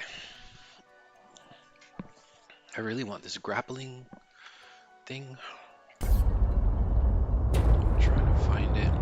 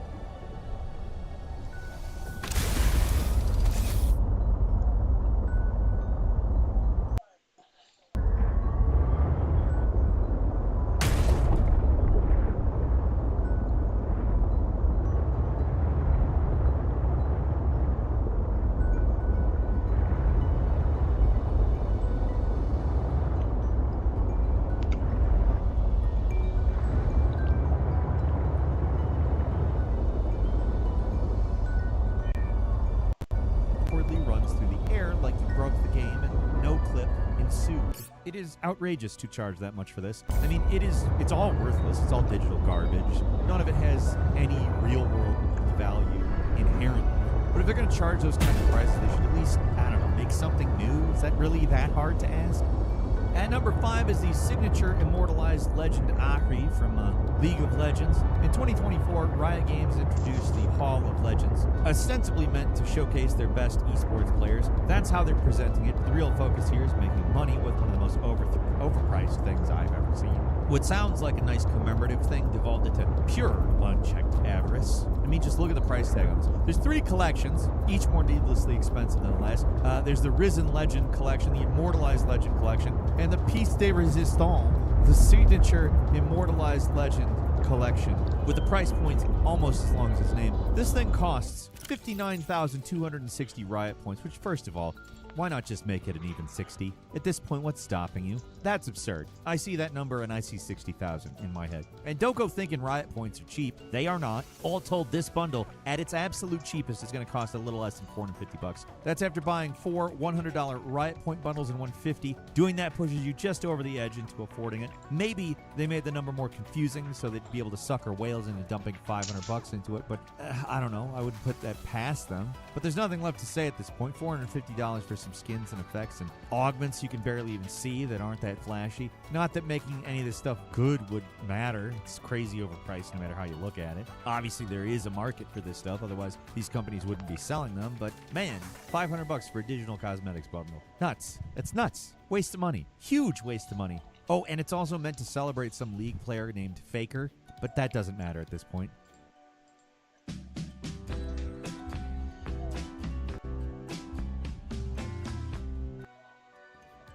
And number 4 is Violent Valkyrie in Roblox. This game is kind of its own little world, insulated from the rest of the gaming community. It's probably how it's able to pull off crap like this. I'm not even going to get into the marketplace. Like, prices on stuff there, it's just completely out of control. But that's all player economy-driven stuff, and a lot of it's total BS in terms of prices. Just nonsense going on there. But for this entry, I'm going to stick with the fixed price things in the Roblox catalog. In terms of persistent, non-limited items in the catalog, the Violent Valkyrie is the most expensive, costing 50,000 Robux. Okay, before I tell you how much this costs in real world dollars, look at this thing like, oof, it's a tragic lump of polygons that a child could whip up in an afternoon. But if you want to buy one in Roblox, it's going to cost joking. $625. That's not the worst of it.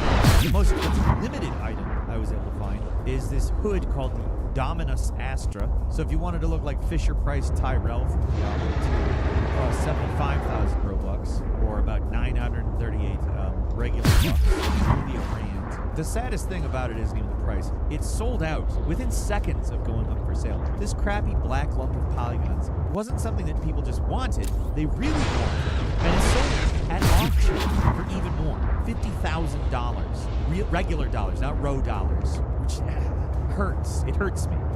At number 3 is the Ruler of Ray class to Path of Exile. As much as I like and respect Path of Exile's free-to-play model, in all seriousness, it's pretty fair about how much you have to involve yourself in anything that costs money, which is none. But the store prices are a bit much.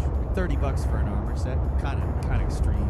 But to their credit, they don't sugarcoat it or obfuscate exactly what you're actually paying. The price is the price, and they're honest about what it is and what you're getting. Not that it exactly excuses these kinds of prices and worthless in-game crap, but it could be a lot worse. For example, the Ruler of Ray class pack is really stretching the definition of microtransaction about as far as it can possibly go, in fact. So if you don't know, during the open beta of Path of Exile, Grinding Gear Games offered a store item called the Ruler of Ray class pack, which cost, and I am dead serious here, $12,500. Yes, that is seriously how much it costs. What do you get for dropping a down payment on a house? Maybe not a particularly large house, but a house. Oh, a forum title and an extended digital soundtrack, and your name goes into the credits. And a custom forum account avatar, yay, exciting. And exactly the same as the Eternal pack, which was about 90% cheaper ads. And you have to understand how strong the scare tactics are here on this work.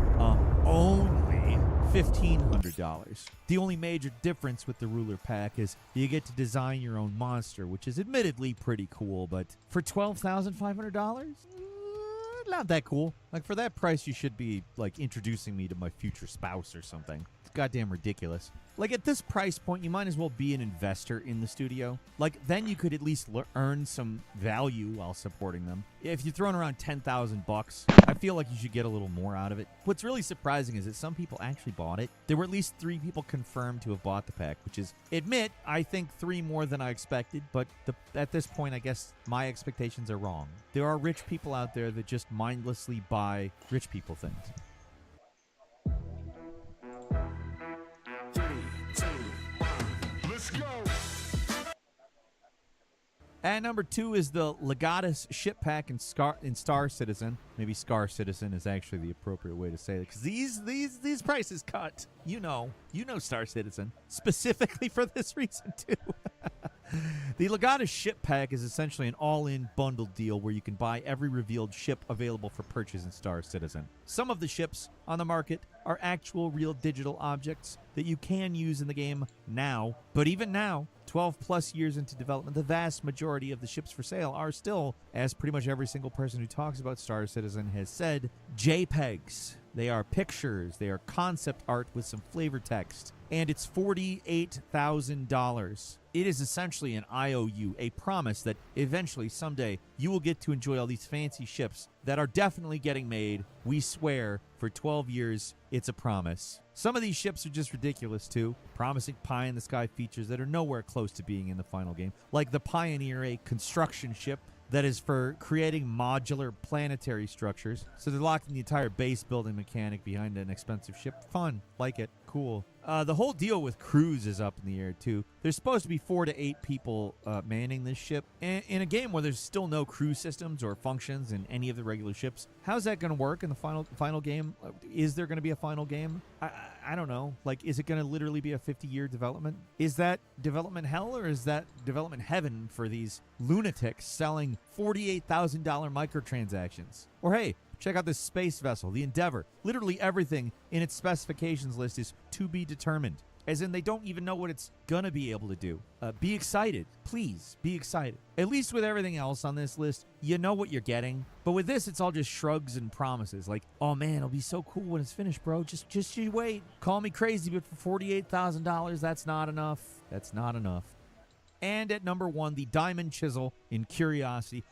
50,000 pounds. That's how much the most expensive pick in Curiosity, what's inside the cube, costs. At the 1.6 exchange rate back in 2012, that would be about $80,000 American. Nowadays, it's back down to around 61,000, but let's be serious. That's insane one way or the other. I mean, everything about this game is just shameless. It's a big cube that hundreds of users would simultaneously chip away at in a race to be the first one to complete it, because whoever won would get a quote-unquote life-changing prize. Or nothing, because if there's one constant in Peter Molyneux, it's crushing disappointment. Imagine if somebody actually bought this stupid thing, won the game, and then got treated like an actual winner, which was basically ignored, which was supposed to get a cut of the GOTUS profits, but sorry, we didn't make a profit, so no money. No, you can't look at the finances, just trust us, okay? $80,000 back then to make more little squares go away. If it's any consolidation, I'm pretty sure nobody ever bought it. So what's Peter's excuse for such a worthlessly absurd,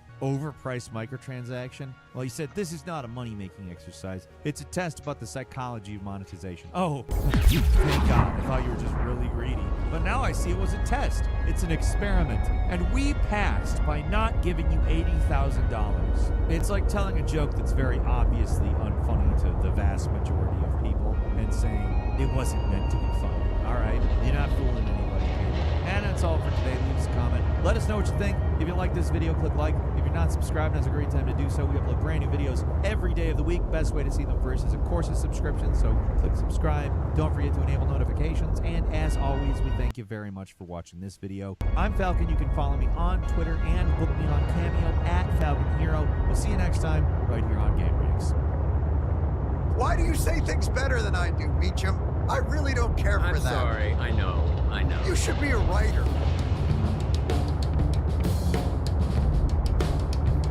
Well, hello, everybody. How have you been? It's Jon Stewart. It's the Weekly Show Pod. We are back after a 3-year absence, or what it feels like a 3-year absence, in that, boy, an awful lot of ups and downs and living has been put into those 3 years. This is being taped midweek of before the inauguration, which will take place, I believe. Although everything seems to be, for some reason, everything with this transfer of power seems to be going very smoothly. As I had posited earlier, it is amazing how the peaceful transfer of power can occur when you don't act like a little bitch when you lose. But so that is occurring as of this recording. There is still some Los Angeles left. Please, God, let this nightmare for those folks be done, and let the healing and rebuilding of that area, which is going to be a Herculean and emotional task, please let that start in this moment. Boy, what an awful, and it really, I think, accentuates the kind of tenuous moment that I think a lot of people are feeling themselves in, as we move towards this inauguration day. And no one can know what's going to happen, but boy, trepidation is our constant companion as we lead into this. We've been promised shock and awe, and not in the good way, I don't believe. There are those moments of anticipation that you have.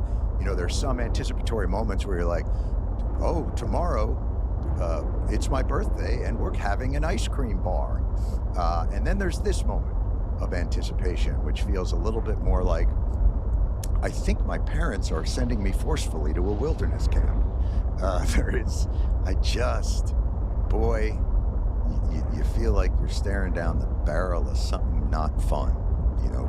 There are a lot of things people can shoot at you through a barrel, one of them being a t-shirt at a sporting event, and that's fun, but this doesn't appear to be one of those moments. But obviously I want to withhold certain judgment. But in these moments, I do find myself looking for historical perspective and solace.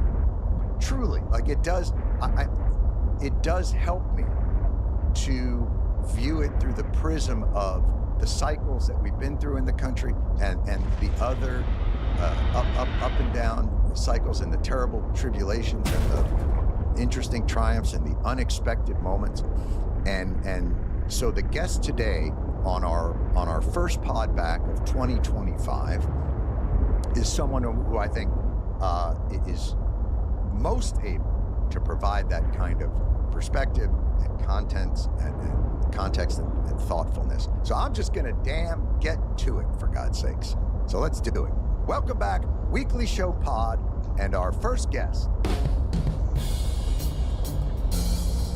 Folks, I can't think of anybody that I would rather talk to in this moment in time than the fabulous historian, bon vivant, gentleman and scholar. Bon vivant.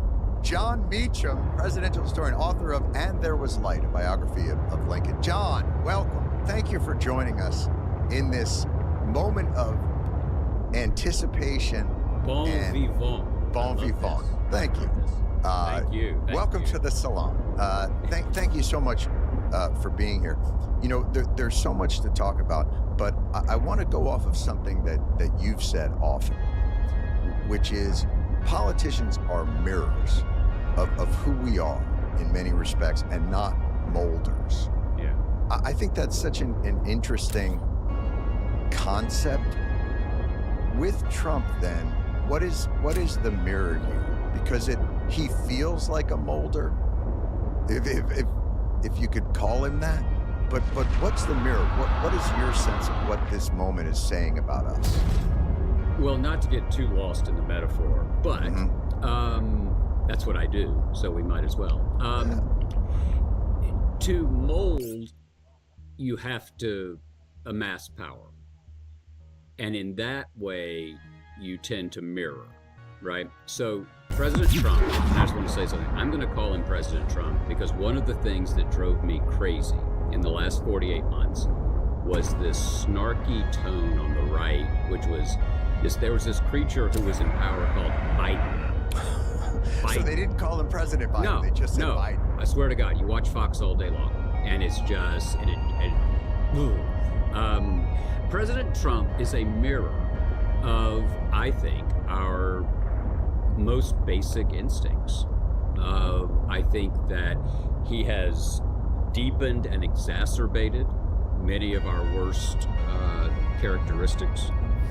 And one of the arguments that we have, and I have this with, people who are in power at the moment and will be for at least, 48 more hours, is people will say, this isn't who we are. Calorie Well, of intake course it's who we recommended. are. We've lived out of compliance with the Declaration of Independence far more often than we've lived in compliance with it. That's not to say, therefore it's all going to work out, or let's not do anything about that. Unpack that though a little bit, because that's such an interesting thought, because I unpack in terms of living outside the Declaration of Independence or the Constitution. I've always sort of had that sense, you have this founding document that says all men are created equal, and within the same document, some men are considered 3/5 of a human. Yeah. And Different document, is that the compliance? Right, different document, but is that the compliance you're talking about? Yeah. I mean, we began the national experiment voluntarily by saying that we hold these truths to be self-evident that all men are created equal. Didn't have to do that, but Jefferson, on one of the great committees of all time, Jefferson, Franklin, Sherman, Livingston, and Adams, I would assign them anything to do. Must have been a great deck, when Franklin ran through the deck. A white guy, a flawed 33-year-old white guy, slave owner, articulated an ideal of human liberty, unique in that time and place for someone with power to articulate that. So that's, people who look like me did, sort of set the standard. And then, as you say, we immediately, 30 seconds later, fell short of it. So 1776 to 1865. Vital signs stabilizing. We allowed human enslavement. So out of compliance, seems to me. We had a brief period after the Civil War where white folks who looked like me down here in the South could not vote because a lot of folks wouldn't take an oath back into the United States. Black folks could vote, very briefly. And then there's a white reaction, white supremacist reaction in the 1870s. So let's just say for 10 years we were in compliance. Okay, so it's, right? We got 10. Seriously, think about it. No, you're dead on. Then we go back out of it from really the 1876 election, which pulled federal troops out of the South as the price of Hayes beating Tilden. And then we really roll until 1965, where separate accommodations, incredible obstacles to franchise. And so basically, and there's a frequent argument about this, I believe it, we'll be celebrating the 250th anniversary in a couple of years. Right. I think we're 60 years old. I think we were founded in 1965. And in many ways, to bring this to exactly to where we are, right, President Trump is in many ways a reaction to the implications of what unfolded in the country in 1964 and 65. In terms of the Voting Rights Act, are you talking also about immigration at that time? Well, both. Right. Becoming a genuine multi-ethnic, multiracial democracy.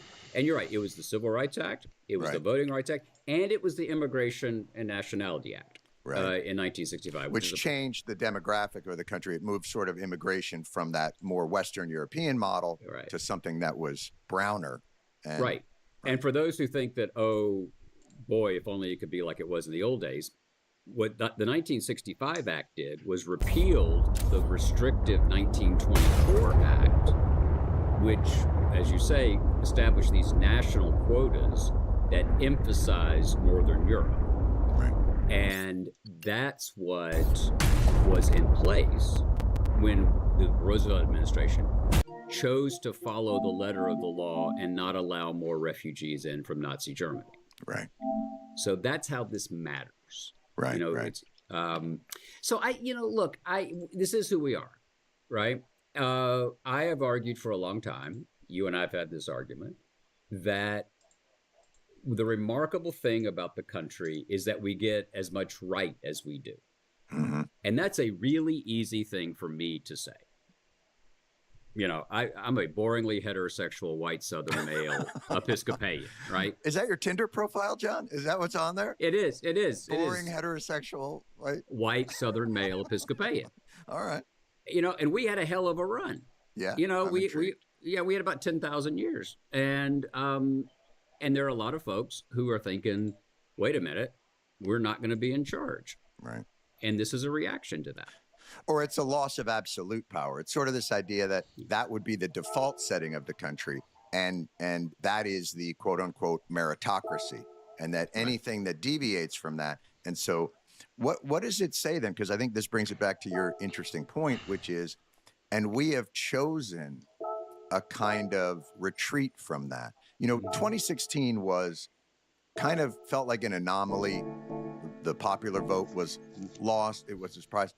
This feels, it's not, Reagan winning 49 states, but it's a much stronger argument to a broader coalition and a choice that the country's made a choice. And I'm wondering, does it reflect, and maybe this is a broader point for America in general, but does it reflect it's a democratic repudiation in some respects of democracy? If that contradiction can make sense. Donald Trump clearly has run in a manner that says, I want to accrue more power in the executive than maybe the founders in the Constitution are comfortable with. I want the Supreme Court to grant me immunities that seem utterly at odds with so many of the other checks and balances that go along there. And it is a democratic approval in some ways of kind of an anti or less democratic movement. Does that make sense? The one edit I would make is it's a populist retreat from democracy. Why do you say things better than I do, Meacham? I really don't care for I'm that. sorry. I know. You should be a writer. You should be a If writer. Edward R. Murrow and Johnny Carson had a baby, it's you. Are they allowed to do that now? Probably not. They are now. They wouldn't have been allowed to do that a few years ago, but they're allowed to do it now. So does that put us at more risk then? Yes. As this goes on? Okay. Yes, it does. It does, and I'm not trying to be alarmist, right? No, I understand. I thought Trump was a difference of degree, but not kind. From you talked about 16 until 2020, and really the aftermath of the election. The stuff he did was reprehensible. It was a corrosion of the presidency as an institution that I revere. I found myself with my children trying to explain why their father spends his time recording the history of something that seems so flawed. Oh wow, you even thought of it in a manner of, I've spent my life kind of revering the history of this system, and to watch it be so casually discarded made you question the things that you were doing. Why record something that is now this, I don't know, tenuous? Yes, and that part, the answer to that part should be, well, and in fact, that is the answer I have, which is the fact that it is tenuous and contingent means we have to tell the stories of moments of both peril and possibility, because this is what we've got. And so I didn't question the efficacy of the work, if that makes sense.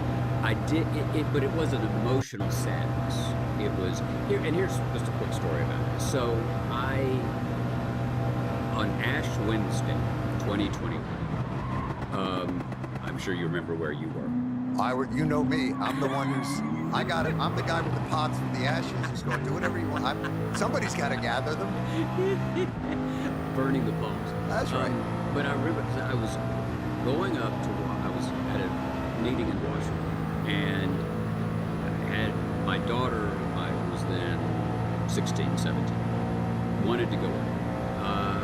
And we had the opportunity to see someone whose office was at the Capitol. Just go ahead and say the president. Just say the president. Well, no, I was going to see the president. No, I was seeing the president later. But that day, it was the Capitol itself. All right. But I had some time, and so went up to see a lawmaker. And I hadn't realized, this is February 2021, the amount of fencing and the number of National Guardsmen around the Capitol. And the reaction I had was a kind of embarrassment that my daughter, for whom this would be a formative political memory, was going to saw this as we are having to erect barriers to keep Americans who are trying to seize power at any cost. And this should not be who we are. Not that it isn't, but it is who we should not be. So, we don't need to keep doing my therapy, but I appreciate it. No, that's what we're here for today. I appreciate that. To heal John Meacham. To heal me. Who's at odds with his own career. You know, I wonder though, John, isn't Trump in some respects, it's almost a throwback presidency to a time of kind of manifest destiny. Like there are things about his presidency that are explicitly 19th century values. There's a certain amount of Seward's Folly, and there's a certain amount of, when America... The Mexican War. It's Polk. Right. To be purposefully crass, it is a theory of power that he expressed in his interview with Billy Bush, which is we're going to grab them by the whatever. And that is how America, in some respects, used to operate. And is Trump just explicitly expressing the implicit way that America has operated in the world? Are we overreacting based on his style rather than what he is actually saying to do? Like when he says, hey, Greenland, underneath you are all these things that are very important to us. So I hate to tell you this, we're going to have to take you over. As opposed to the modern presidency, which would be Greenland. We would love to elevate you democratically, like we would couch it in higher value and higher morals, but ultimately the result being a slightly imperialistic and colonial grab. Does that make sense? It does. Would we invite them to a yellow pad conference, give them a free fleece, and then take their country? That's exactly right. Yeah. It's the Brookings approach as opposed to the bully. Brookings versus bullying. That's right. Is where we are. Yes is the answer. I'm all for vigorous and unconventional debate. The Greenland thing was one of those moments where you're sort of sitting there and you're thinking, this is crazy, but then you go, I wonder, maybe we were green. Right. We've certainly tried to buy it in the past. And it's not top of mind, I think, for a lot of people. I don't think I live in Nashville. I don't think down on Broadway. They're singing Friends in Low Places and thinking Greenland. Maybe not, but I'll tell you what, Chattanooga, they've been about this for years. Hey, don't mess with the home folks. All right, fair enough. Moon pies and Coca-Cola. Right. Believe me, if the ingredients to make moon pies were underneath Greenland, they'd be all about it, brother. They'd be down there. So, if he wants to bring up crazy stuff, that's perfectly fine to me. I just don't want him to try to steal elections. I don't want him bullying judges. I don't want him appointing only the cast of Fox News to hold ultimate power. And look, people like us, I think a lot of folks on the right might say that the people on this screen right now are one of the reasons Donald Trump is president. Sure. I think that exaggerates, but to say the least. Right. But I lay it mostly at my feet. I don't. Well, you should. I think you're out clean, but I think it's mostly at my feet. Well, let me tell you. So one more story. Yeah. So this is where, and this is we're doing full therapy.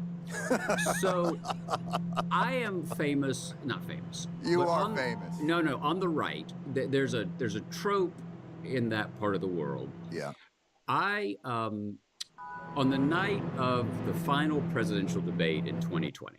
This is another thing about my children. It was here in Nashville. It was that horrible one, remember, where Trump wouldn't stop talking and all. Right. It was really embarrassing. And I took another child of mine down to the actual debate. I'd never been in a hall. Do you guys not have like a great adventure down there? Is it always every time you take every story about your children is like, and I took them to a legislative session where they got to watch a certain amount of gerrymandering that was occurring. Then we went to the subcommittee. Right. Are they ever like, Dad, they make roller coasters, you can get on them? We don't do that. We're very, very serious. And I came back, and I do my TV stuff from my basement. So I was doing, commenting at, 11 p.m. And it had really been a kind of, again, it was an unsettling moment where you had an incumbent president trying to bully a former vice president. It just wasn't where we wanted to be, in my opinion. And it was one of these things where President Trump had kept sort of talking about the mayor of Moscow. He was speaking in this kind of Fox News. That's right. I didn't Russia, and all that, yeah. And different allusions I didn't fully understand. So I was sitting there talking probably to Brian Williams, and I said something to the following effect. Donald Trump basically appeals to the white man's lizard brain. Right. And it's sort of this elemental thing, which is what I meant. Now, that was a gift wrapped to right-wing ecosystem, because suddenly it became that I had called Trump supporters lizard brains. Right? And it was fair. There were threats, there was, that, all that stuff. Familiar with that? Yeah, absolutely. Of course. And so it was a lesson to me that you can't walk into it. The basic point I was trying to make was that there is an elemental field Greenland is part of that, right? It's like, all right, as you were just saying, we want to grab. And I think one of the things that worries me most, and tell me if you're seeing this in your world, I think this exhaustion, the resistance exhaustion, is a very real thing. Oh, no, I think there's no question about that. I think, you spoke of, January 6th in 2020 being a demarcation point for you, and I feel the same way. We can talk about degrees of expansionist rhetoric or all kinds of other things, or Trump certainly isn't the first president who has enemies lists or who is doing things explicitly through the influence of, corporate power. Any of these other things, they're all in there. The line of demarcation for me always within, a democracy that has a peaceful transfer of power is a democracy until until the person decides, like, hey, you know what? I think maybe I'm not leaving. Like, that to me is the moment. And rather than that moment being disqualified, that moment seemed to be, in some respects, a rewarding. We didn't get to do it this time. And then to see that, I guess what you would say, devaluing of the democratic process be rewarded with a grander victory than what it was, I think is the most dispiriting part of it that I'm seeing. But the second part of it, John, is, and I'm curious what you think about this, every new media is going to create some kind of a change in structure, a kind of seismic shift, whether it was radio, whether it was TV. I think they are better at this new they are Kennedy and television when it comes to this new media, as opposed to, and I think the Democrats are Nixon with the sweaty lip going, I don't need makeup, I look great. I think that's part of it when you talk about, I said lizard brain by mistake and they took it. I think, let me, in our therapy session, excuse you because you can't outsmart social media. You cannot be so careful. I would urge you not to be, because it doesn't matter your framing. It doesn't matter a casual slip. They will find the root of attack, and there will be a relentlessness to it, and that you just have to accept as part of it. Is the congestion pricing of having and operating an artisan talk shitter, of being someone who expresses opinions. But it's not real. Those have been weaponized for that. But I don't think that the left has figured out in any manner how to make that work for them. I think that's right, and it's one of the great mysteries. Al Gore tried to fix this 20 years ago. In what way? Remember, he started a network. Oh, remember Current? And it was, and it's just an interesting thing, and it's also, we shouldn't whine about it. Political power, as you say, often accrues to those who master the means of communication. Right. But also the message, I think, and here's where I think it's a more difficult situation than I think people give it credit to. It's not just Trump as a bad actor, January 6th, or any of those things. I think increasingly, democracy is an analog system in a digital world. And the chasm that creates between the emotional catastrophizing of its people versus the kind of glacial pace of change, I do think democracy itself has to find a way for government to be more agile and responsive. I have sympathy for those who believe that our government is not responsive to the discomfort of its own people in large measure. Yes, and one of the first times that argument was made was by Anne Morrow Lindbergh. Charles Lindbergh. You're taking us back to America First. Yes. I thought you were going to say William Jennings Bryan. I had no idea you were going Lindbergh. Anne Morrow Lindbergh. You are a man of surprises, Beecher. That's me, baby. But the book was called The Wave of the Future, and it was a big bestseller in the 40s. Yep. The argument was that what was happening in Rome, Berlin, and Moscow was more suitable to a globalized world that was shrinking because of air power and technology. Wow. And that a totalitarian system might be more commensurate with the challenges of a world that required quicker national action. And I've heard American presidents talk about this in private, you know, not that they're for it, but that they understand the impulse. And I think all of this, to me, democracy is fundamentally a moral question, and not in a Sunday school way, but it's how we are with each other, right? And I'm on the right side of the economic equation, you know, and I would probably, I'm certain I would have a different view, or different views if I were in a different place or if I were a different person. That goes without saying. But the moments in American history where we have done things that we tend to commemorate and say we want to emulate have been moments where we have decided that giving was as important as taking, right? So you're going better angels on us. I'm going better angels on us, but it's a 51-49 thing. And it's not, here you go, it's not better angels because it's just the right thing to do. So here's another story. Where did you take your kids this time? We went to an essay contest. This is going to be, actually, get ready. This is about Greenwich Country Day Schools in the 1930s. So, you can't get more Episcopalian than that, sir. George Herbert Walker Bush was the most glamorous boy in the school. He was about to go off to Andover, to boarding school. There was an obstacle course race at Greenwich Country Day School. He always won. The faculty came to him in his last year and said, "Would you let everybody else have a head start?" He said, "Sure. Whatever that voice would be when you're 13." There was a boy in the school named Bennett McNichol. Come on! Get ready. Not true.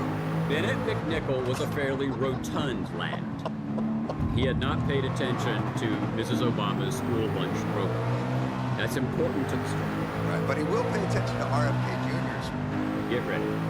Everybody goes off. Then Bush goes. He's going through a series of barrels on the ground, narrow barrels in the obstacle course. And he pops out and he looks to his right, and Bennett McNichol is stuck in the barrel.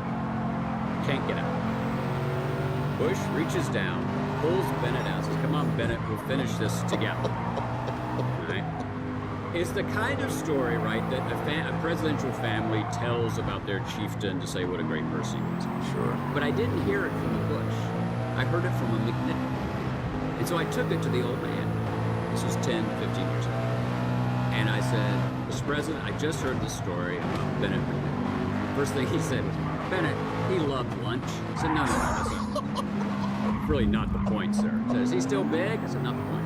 I said, why did you take him out of the barrel?"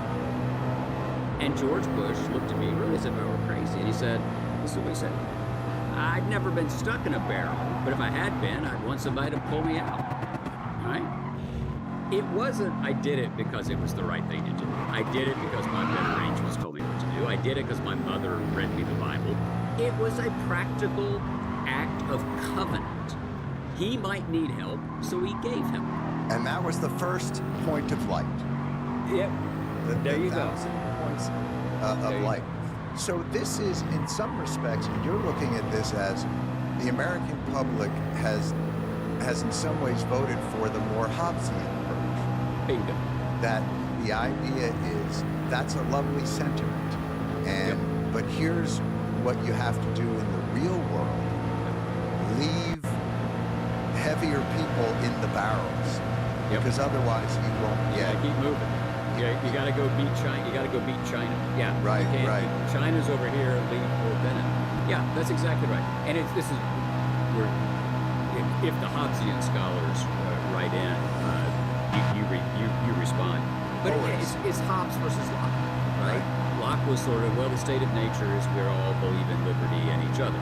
Hobbes said, no, it's the war of all against all. That's the state of nature. And that state of nature requires a strong man, a monarch, to run it. And that's absolutely where we are. But in that, were we kidding ourselves about Locke? I mean, in some respects, isn't what then HW would represent is a benevolent dictator as opposed to a more ruthless one? Because I guess that was my point originally. Yeah. Are we kind of putting on blinders? And this brings us around sort of more full circle to what we're talking about, which is, are we now seeing our system more clearly as it is? Yeah. Like, even let's talk about, you know, there's this sort of kind of idea of, you know, money controls our system. Well, now we're seeing it explicitly, you know, and it's always sort of hidden and, you know, lobbying groups and all that. Meanwhile, Elon Musk comes in and says, I'll give you $270 million, and that investment will pay off in $200 billion. Are we just seeing the dynamics of the system? Is it like those watches? If you remember, you know, there was those old watches where you could turn them over and you could see how it worked. Yeah. And you could see the gears. Are we really just seeing the gears now in a way that's more explicit? And were we kidding ourselves that this country really was a country of pulling people out of barrels? Is that too cynical? Is that I'm sensing your disappointment? No, it's. I'm thinking because I think this is why history has a moral utility, right? I think that it's, and I'm to be serious for a second. It is absolutely rational to have a cynical, fatalistic reaction to the fact that 49.9% of the voters chose to do this again. And all I would say is that I could make a pretty good case that our better moments have always been countercultural. Elaborate. So Franklin Roosevelt, who redefines the relation of the state and the country, eliminates poverty among the elderly with Social Security,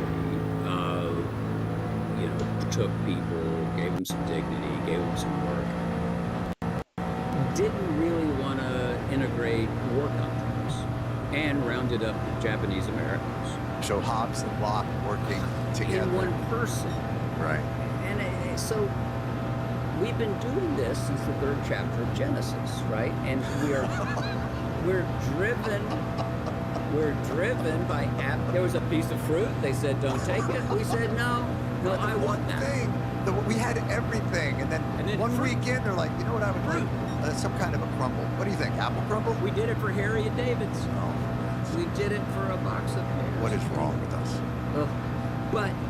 But therefore, the fact that Harry Truman and Lyndon Johnson and George H.W. Bush and Joe Biden, the fact that flawed, sinful,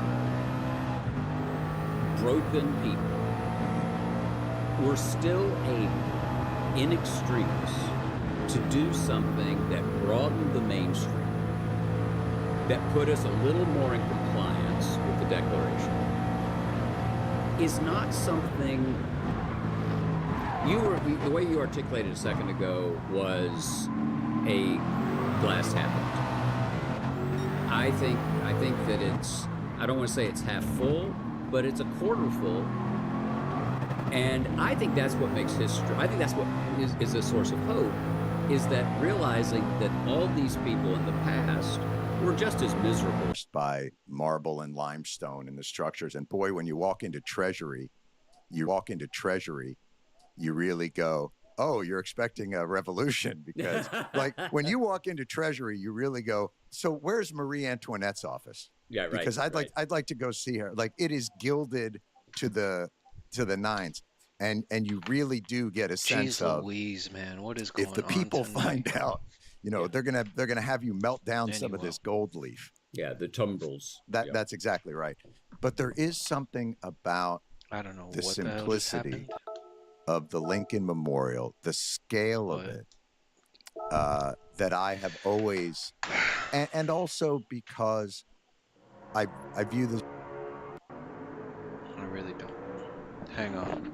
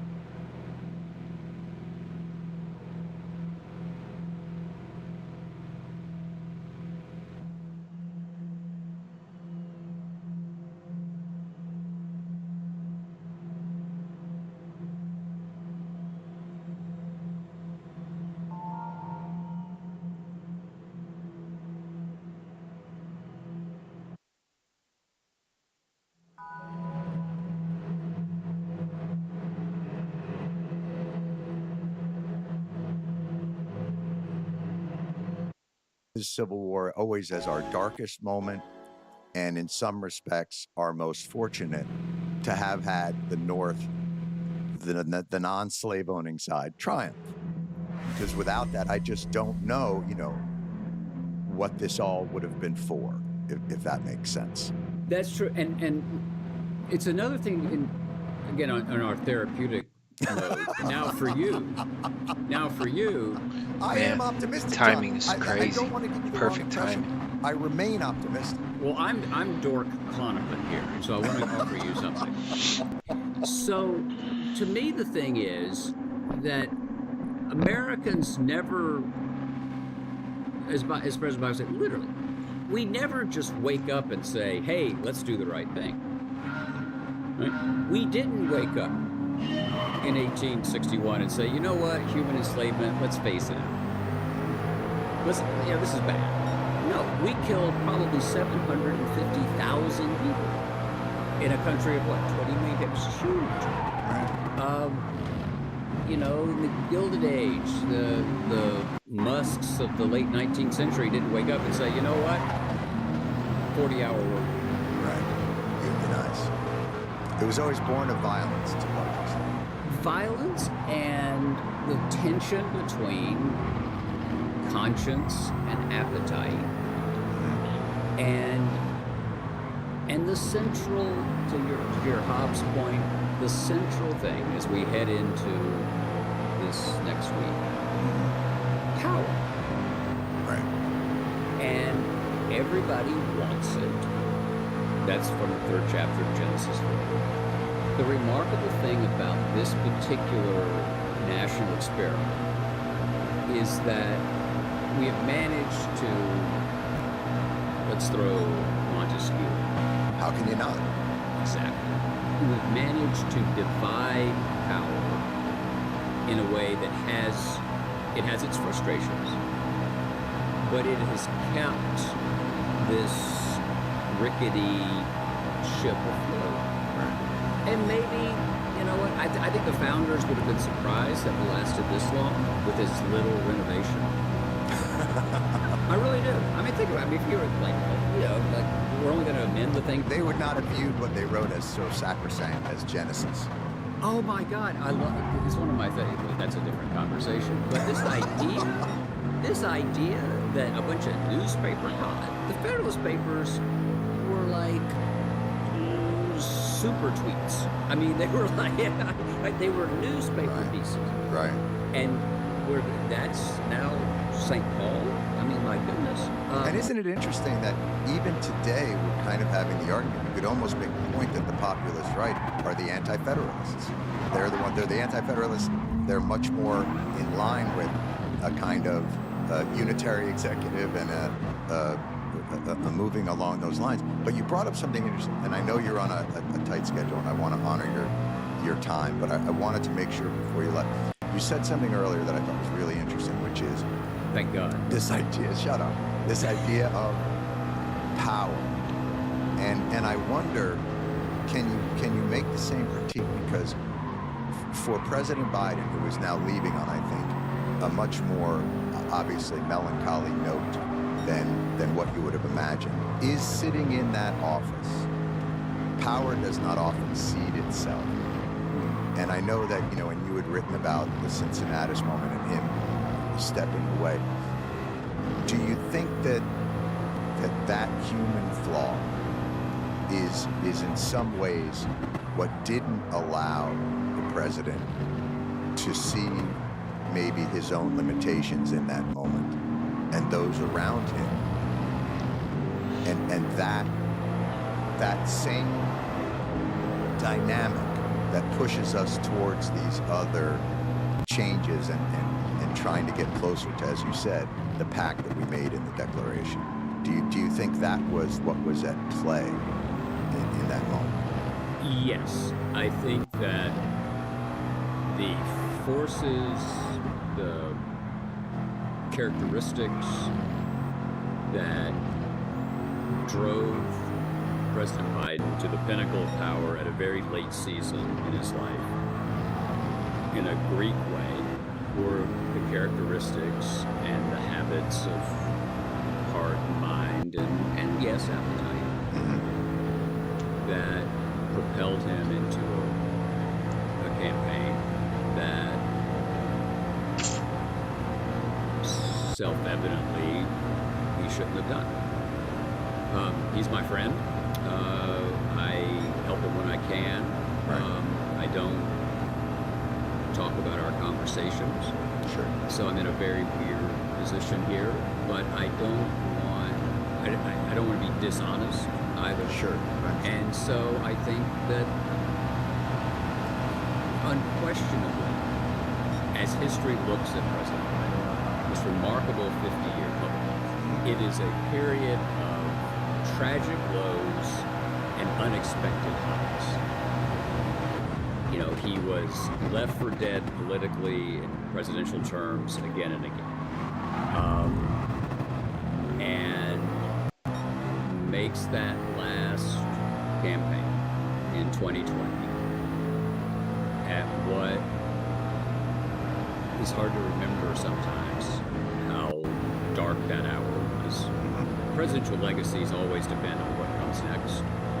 And so I think we're going to be debating this forever. But let me put it this way. If this is another kid's trip, I don't want to hear it. No. So, presidents can't have it both ways, right? You can't say in a country of 330 million people, I'm the one who should have the nuclear codes. And then say, well, I didn't quite see that coming. Right? So, too much is given, much is expected. And President Biden will, for the debate about his legacy, and arguably every time he's discussed in historical terms, people will have to deal with the following question. Was the skill set that produced 48 months of results, was that worth the price of the political confusion that unfolded in 2024? That's the question. Right. Well, it's a question that I'm sure that John Meacham will be answering, because John Meacham answers questions. And I don't want to, listen, John, I don't want to give away too much of your hidden life. But when we first came on to the program, John was kind enough to join us on the podcast. He was reading just for pleasure. I want to make this very clear. This was not a sign. This is not part of a long-standing work job. Would you mind putting it up? Do you want to see it? You want to? Yeah. Mamie Eisenhower. This is a man look at this. At home in his study. He could be doing anything. Candy Crush. It could be anything. It could be Candy Crush. And in that moment, it is a book on Mamie Eisenhower. Blurbed by Claire Booth Luce. What? I know.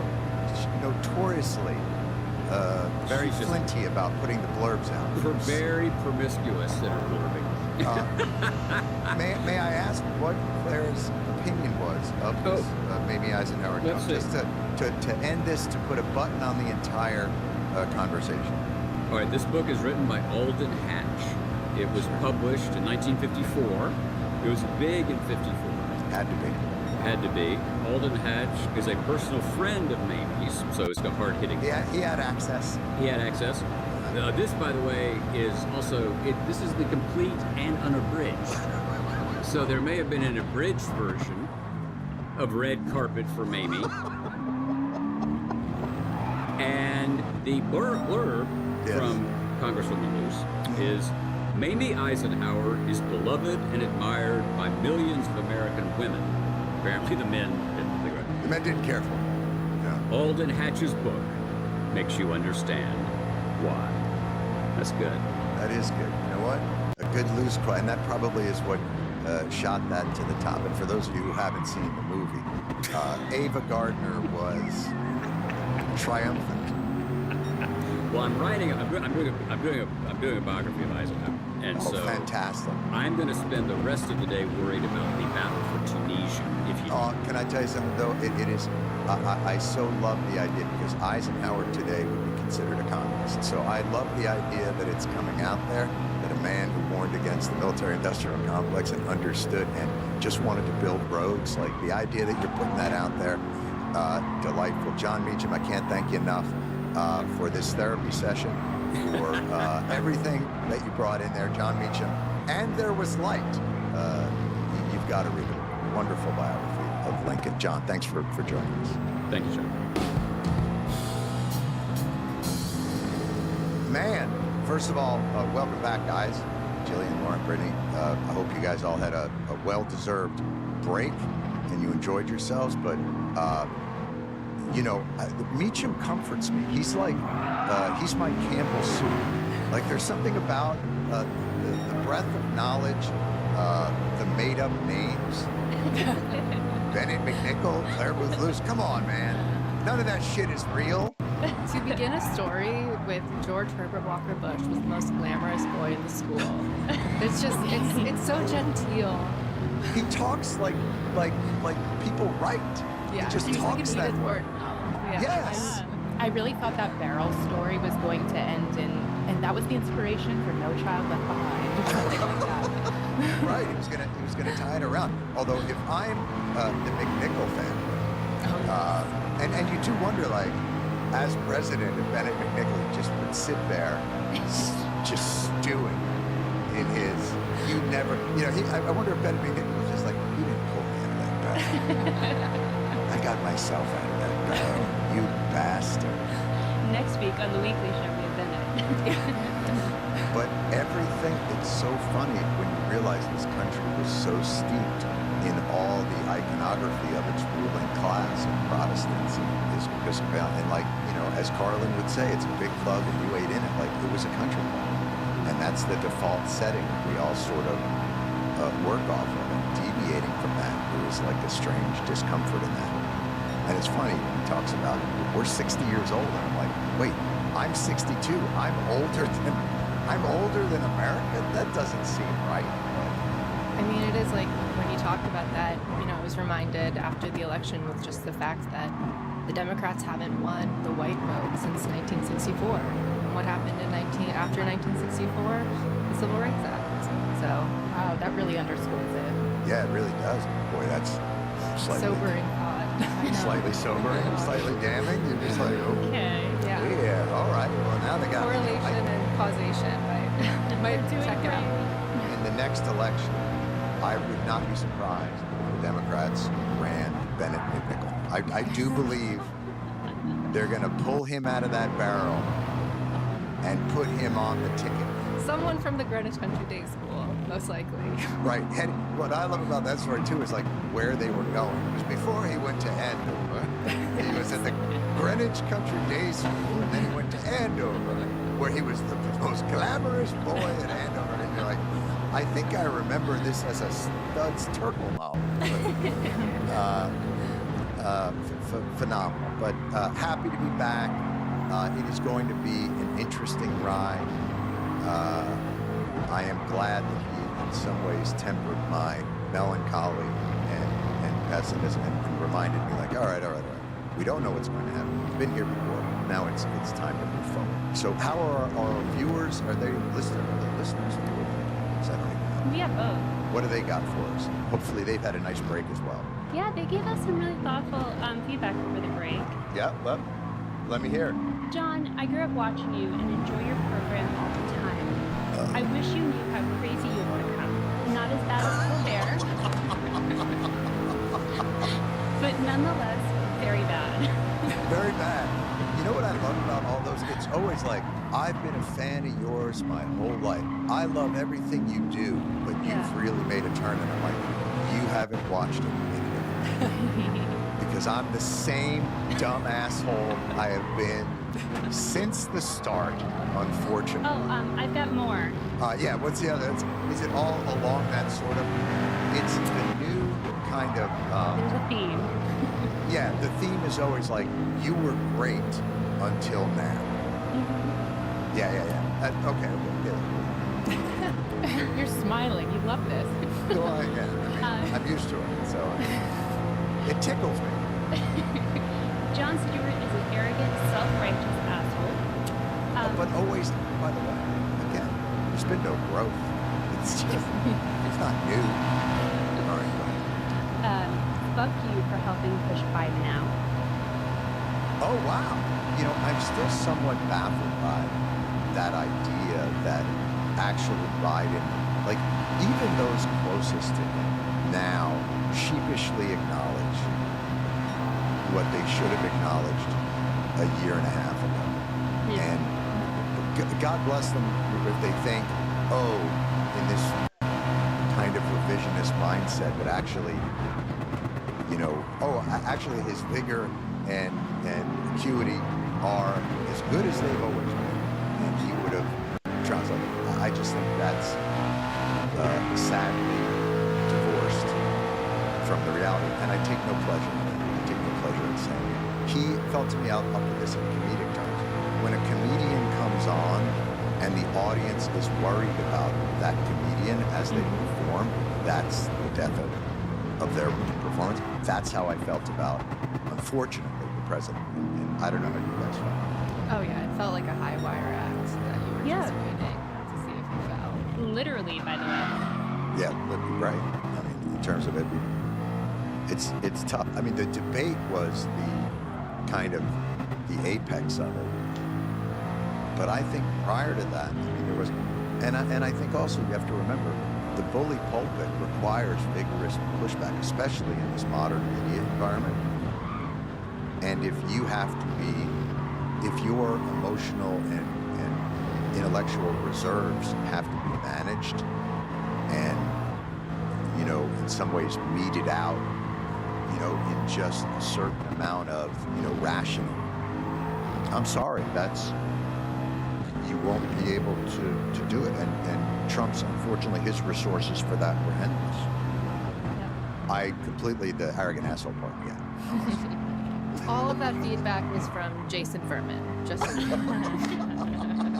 damn economists! Why? Why? That's it. Everybody else loves you. Yeah! Come on! Terrible. Well, that's great. That's the kind of shit. You know, look, it's important for us to hear it all out and kind of think about, because there is, you know, it's funny, in all the kind of waterfall of criticism and attacks that come, generally, there will be something somewhat constructive in some of it. And even though it's kind of a drag to sift through all of it, you know, it is in some ways you are panning for gold in a, you know, river, a torrent of, you know, kind of shitty criticism. But sadly, you'll probably find a nugget or two where you're like, yeah, I should get better at that. Yeah, I mean, it's been helpful to read the comments, honestly, because we've gotten some great feedback or suggestions on like topics or people we should talk to. Yeah, and Brittany, we should have, let's think about some of those suggestions for topics and people, because look, it's going to be hard to turn our attention off the fire hose. Yeah. For these first, you know, but there is a whole world out there. And speaking of which, by the way, you know, we talked about California earlier. I just want to quickly again, for anybody out there who is considering, the California Fire Foundation is phenomenal. So it's cafirefoundation.org if anybody is interested. And I'm certainly, it's not a secret of all those organizations. So that's just, I gotta eat something. Happens to be Be right one, back. but we all obviously, not to get colloquial, but we all have very good friends and family out there that are really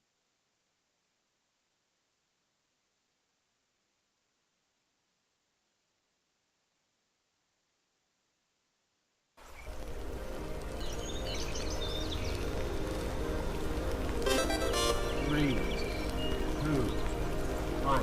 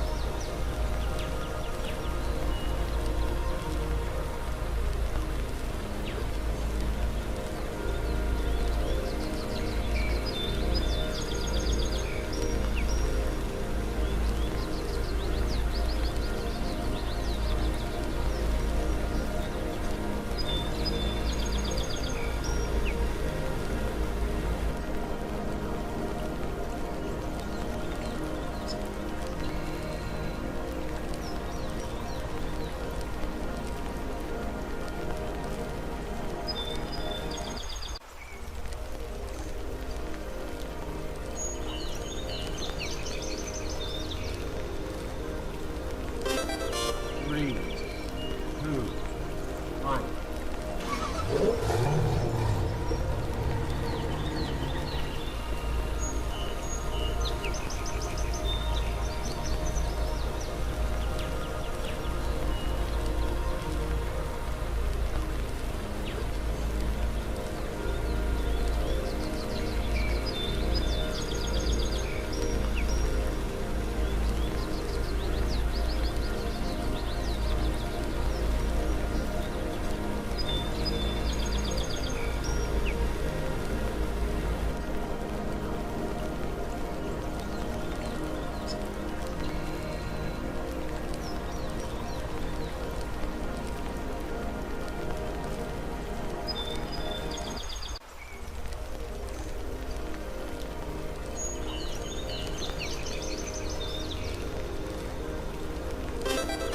Three, 2, 1.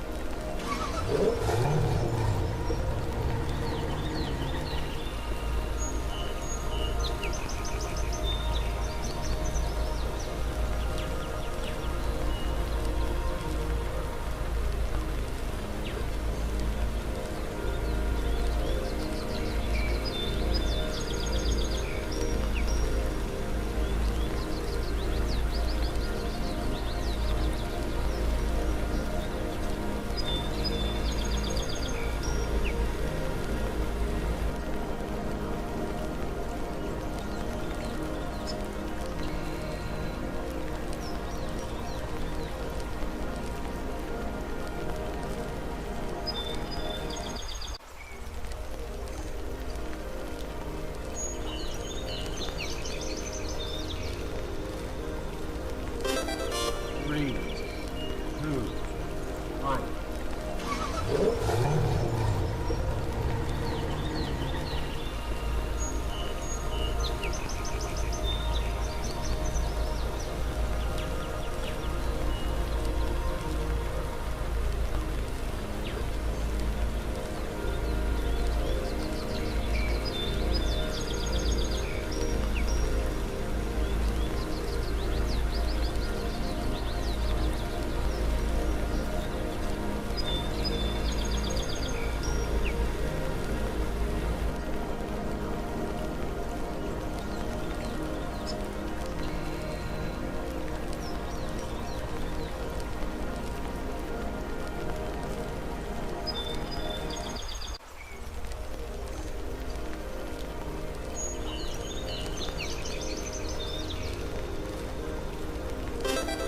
Three, 2, 1.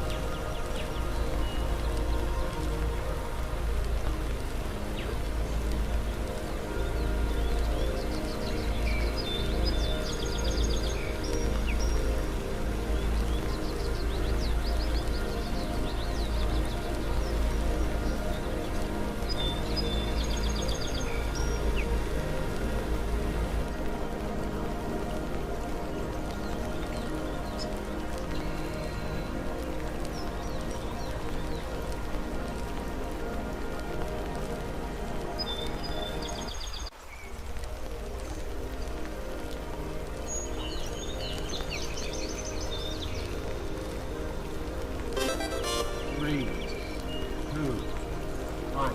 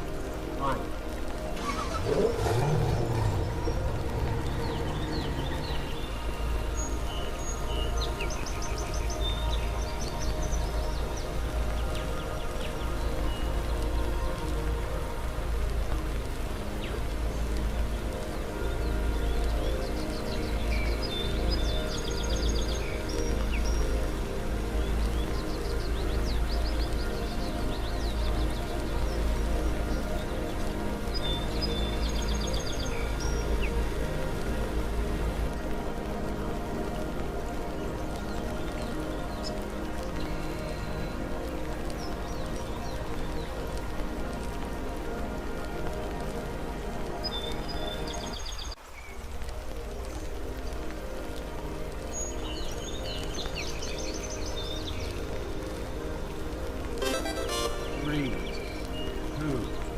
1.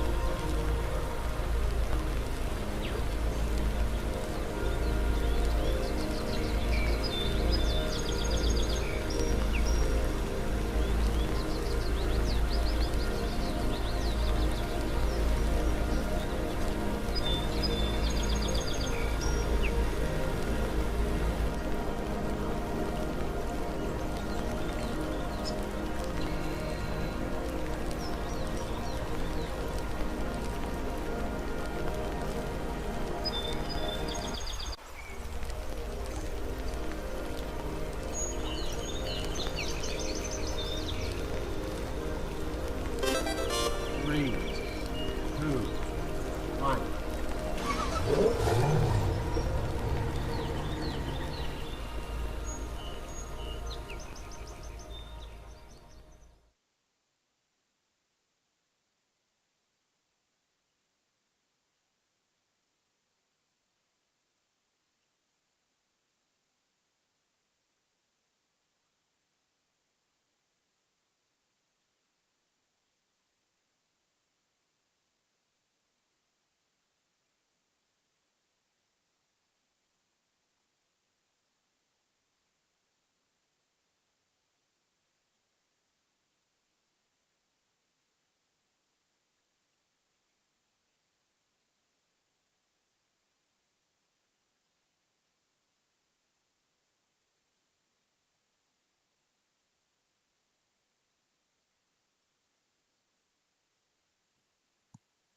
Yeah. Going through it. So what's people want to get in touch with us? What is it, Brittany? Twitter, We Weekly Show Pod. Instagram, Threads, TikTok, Blue Sky, We Are Weekly Show Whoa. Podcast. Taking off on Blue Sky, man.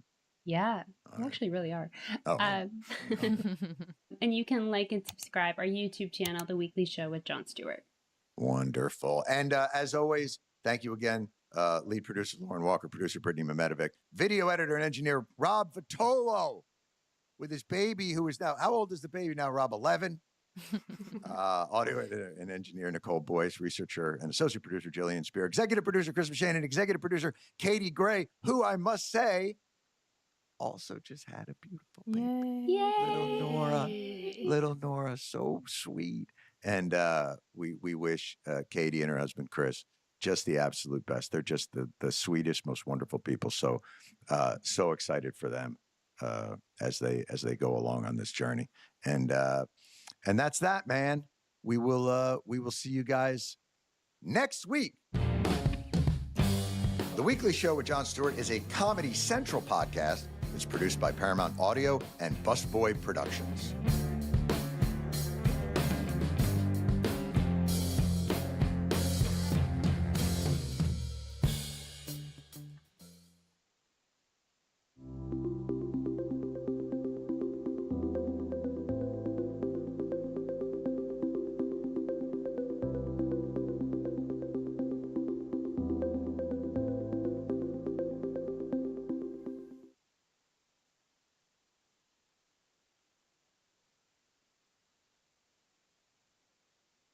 I'm done spending an obscene amount of money on takeout every week. Done. I'm getting back on track with Factor. Fresh, never frozen meals prepared by chefs. This saves us so much time when we're chasing around our toddler. I can get all the nutrition I need without having to obsess over it. I never run out of tasty, nutritious dinners. Thanks.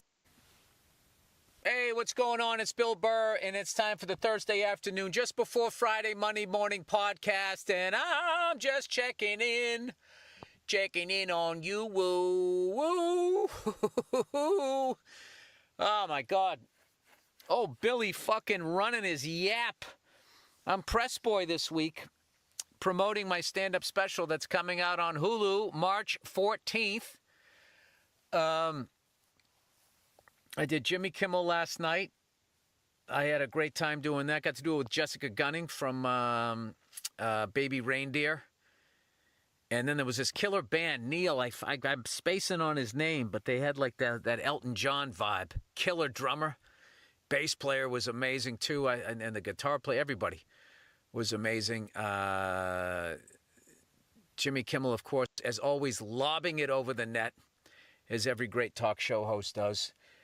I had a great time doing that. You know what's funny? Listen to this fucking shit. Like, when you go out of there, when you leave the Kimmel show, which is a great hang, you know, he's got a great green room, you know, and there's people hanging out. It's sort of like lounge vibe. It's really cool, and everybody at the show is like super nice. But when you leave, there's this little alleyway to the parking lot. So the professional autograph people, you know, the ones who act like they're your biggest fan, and they for some reason just happen to have 42 things for you to sign, and they just throw it on the internet. They don't give a fuck. They throw it up on eBay and or whatever, right? So I'm come walking out, right? Felt like the segment went really well. So, you know, they're fucking standing there hanging over the fence. So it's like, all right, you know, let me go over and sign some of these things. So there's this fucking kid there. His voice hadn't even changed yet. He's like, Bill, can you sign this? Oh, my God, I'm the biggest fan, Bill. And he fucking hands me this thing. And all it is just blank windows with nothing in there, which is weird. They have you sign the plastic, then they stick like a card in there. I don't get it, really. And he kept going, I'm the biggest fan. Oh, my God, I love the Mandalorian. Bill, just one more. Bill, just one more. I'm fucking signing this shit. I'm signing it. And he keeps jumping over people. Bill. It's freaking the fuck out. And then, you know, I signed, like, you know, a bunch of these fucking things. And then as I turn around like, the second I turned around and that little kid knew I was walking away, he went from Bill. Then I hear the same voice. He just goes, hey, dude, that's my pen.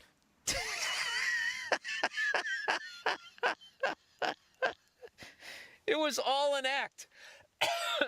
Completely didn't give a fuck. Oh my God, Bill! And then the second I walk away, hey man, give me my pen back. All right, guys, see, let's wrap it up, right? So then I'm driving out of the place. He had run down to where you drive out, and he's Bill, you know, with the fucking fence. And I want to be like, dude, I already signed like 20 of your fucking things. And I also heard the way you said, can I have the pen back? You totally confirmed that you don't give a fuck about me, which is fine. And I get it. It's a little business thing. You earned your money. You came down here. I signed your things. Go, whatever the fuck you think you're going to get for them. Go do it, right? So I drive out of there. To the left was a bunch of traffic. So I go to the right. And I fucking drive like 3 football fields. I get to the stop sign. I'm sitting behind a car. And all of a sudden, scared the shit out of me. This same fucking kid knocks on my window. Bill.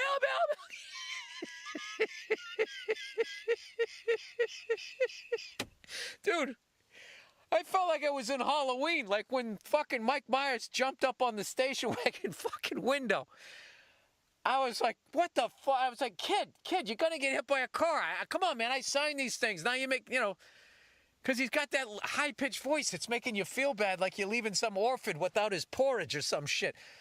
So I make a left, and I just drive. I got to get away from this fucking kid, right? So I drive and make a left, and I look in my rearview mirror, and he's running down the fucking street like those paper boys in that 80s movie. $2. So then I banged a right, another left. I was driving where I didn't even want to fucking go just to get away from this kid. But shout out to him, man.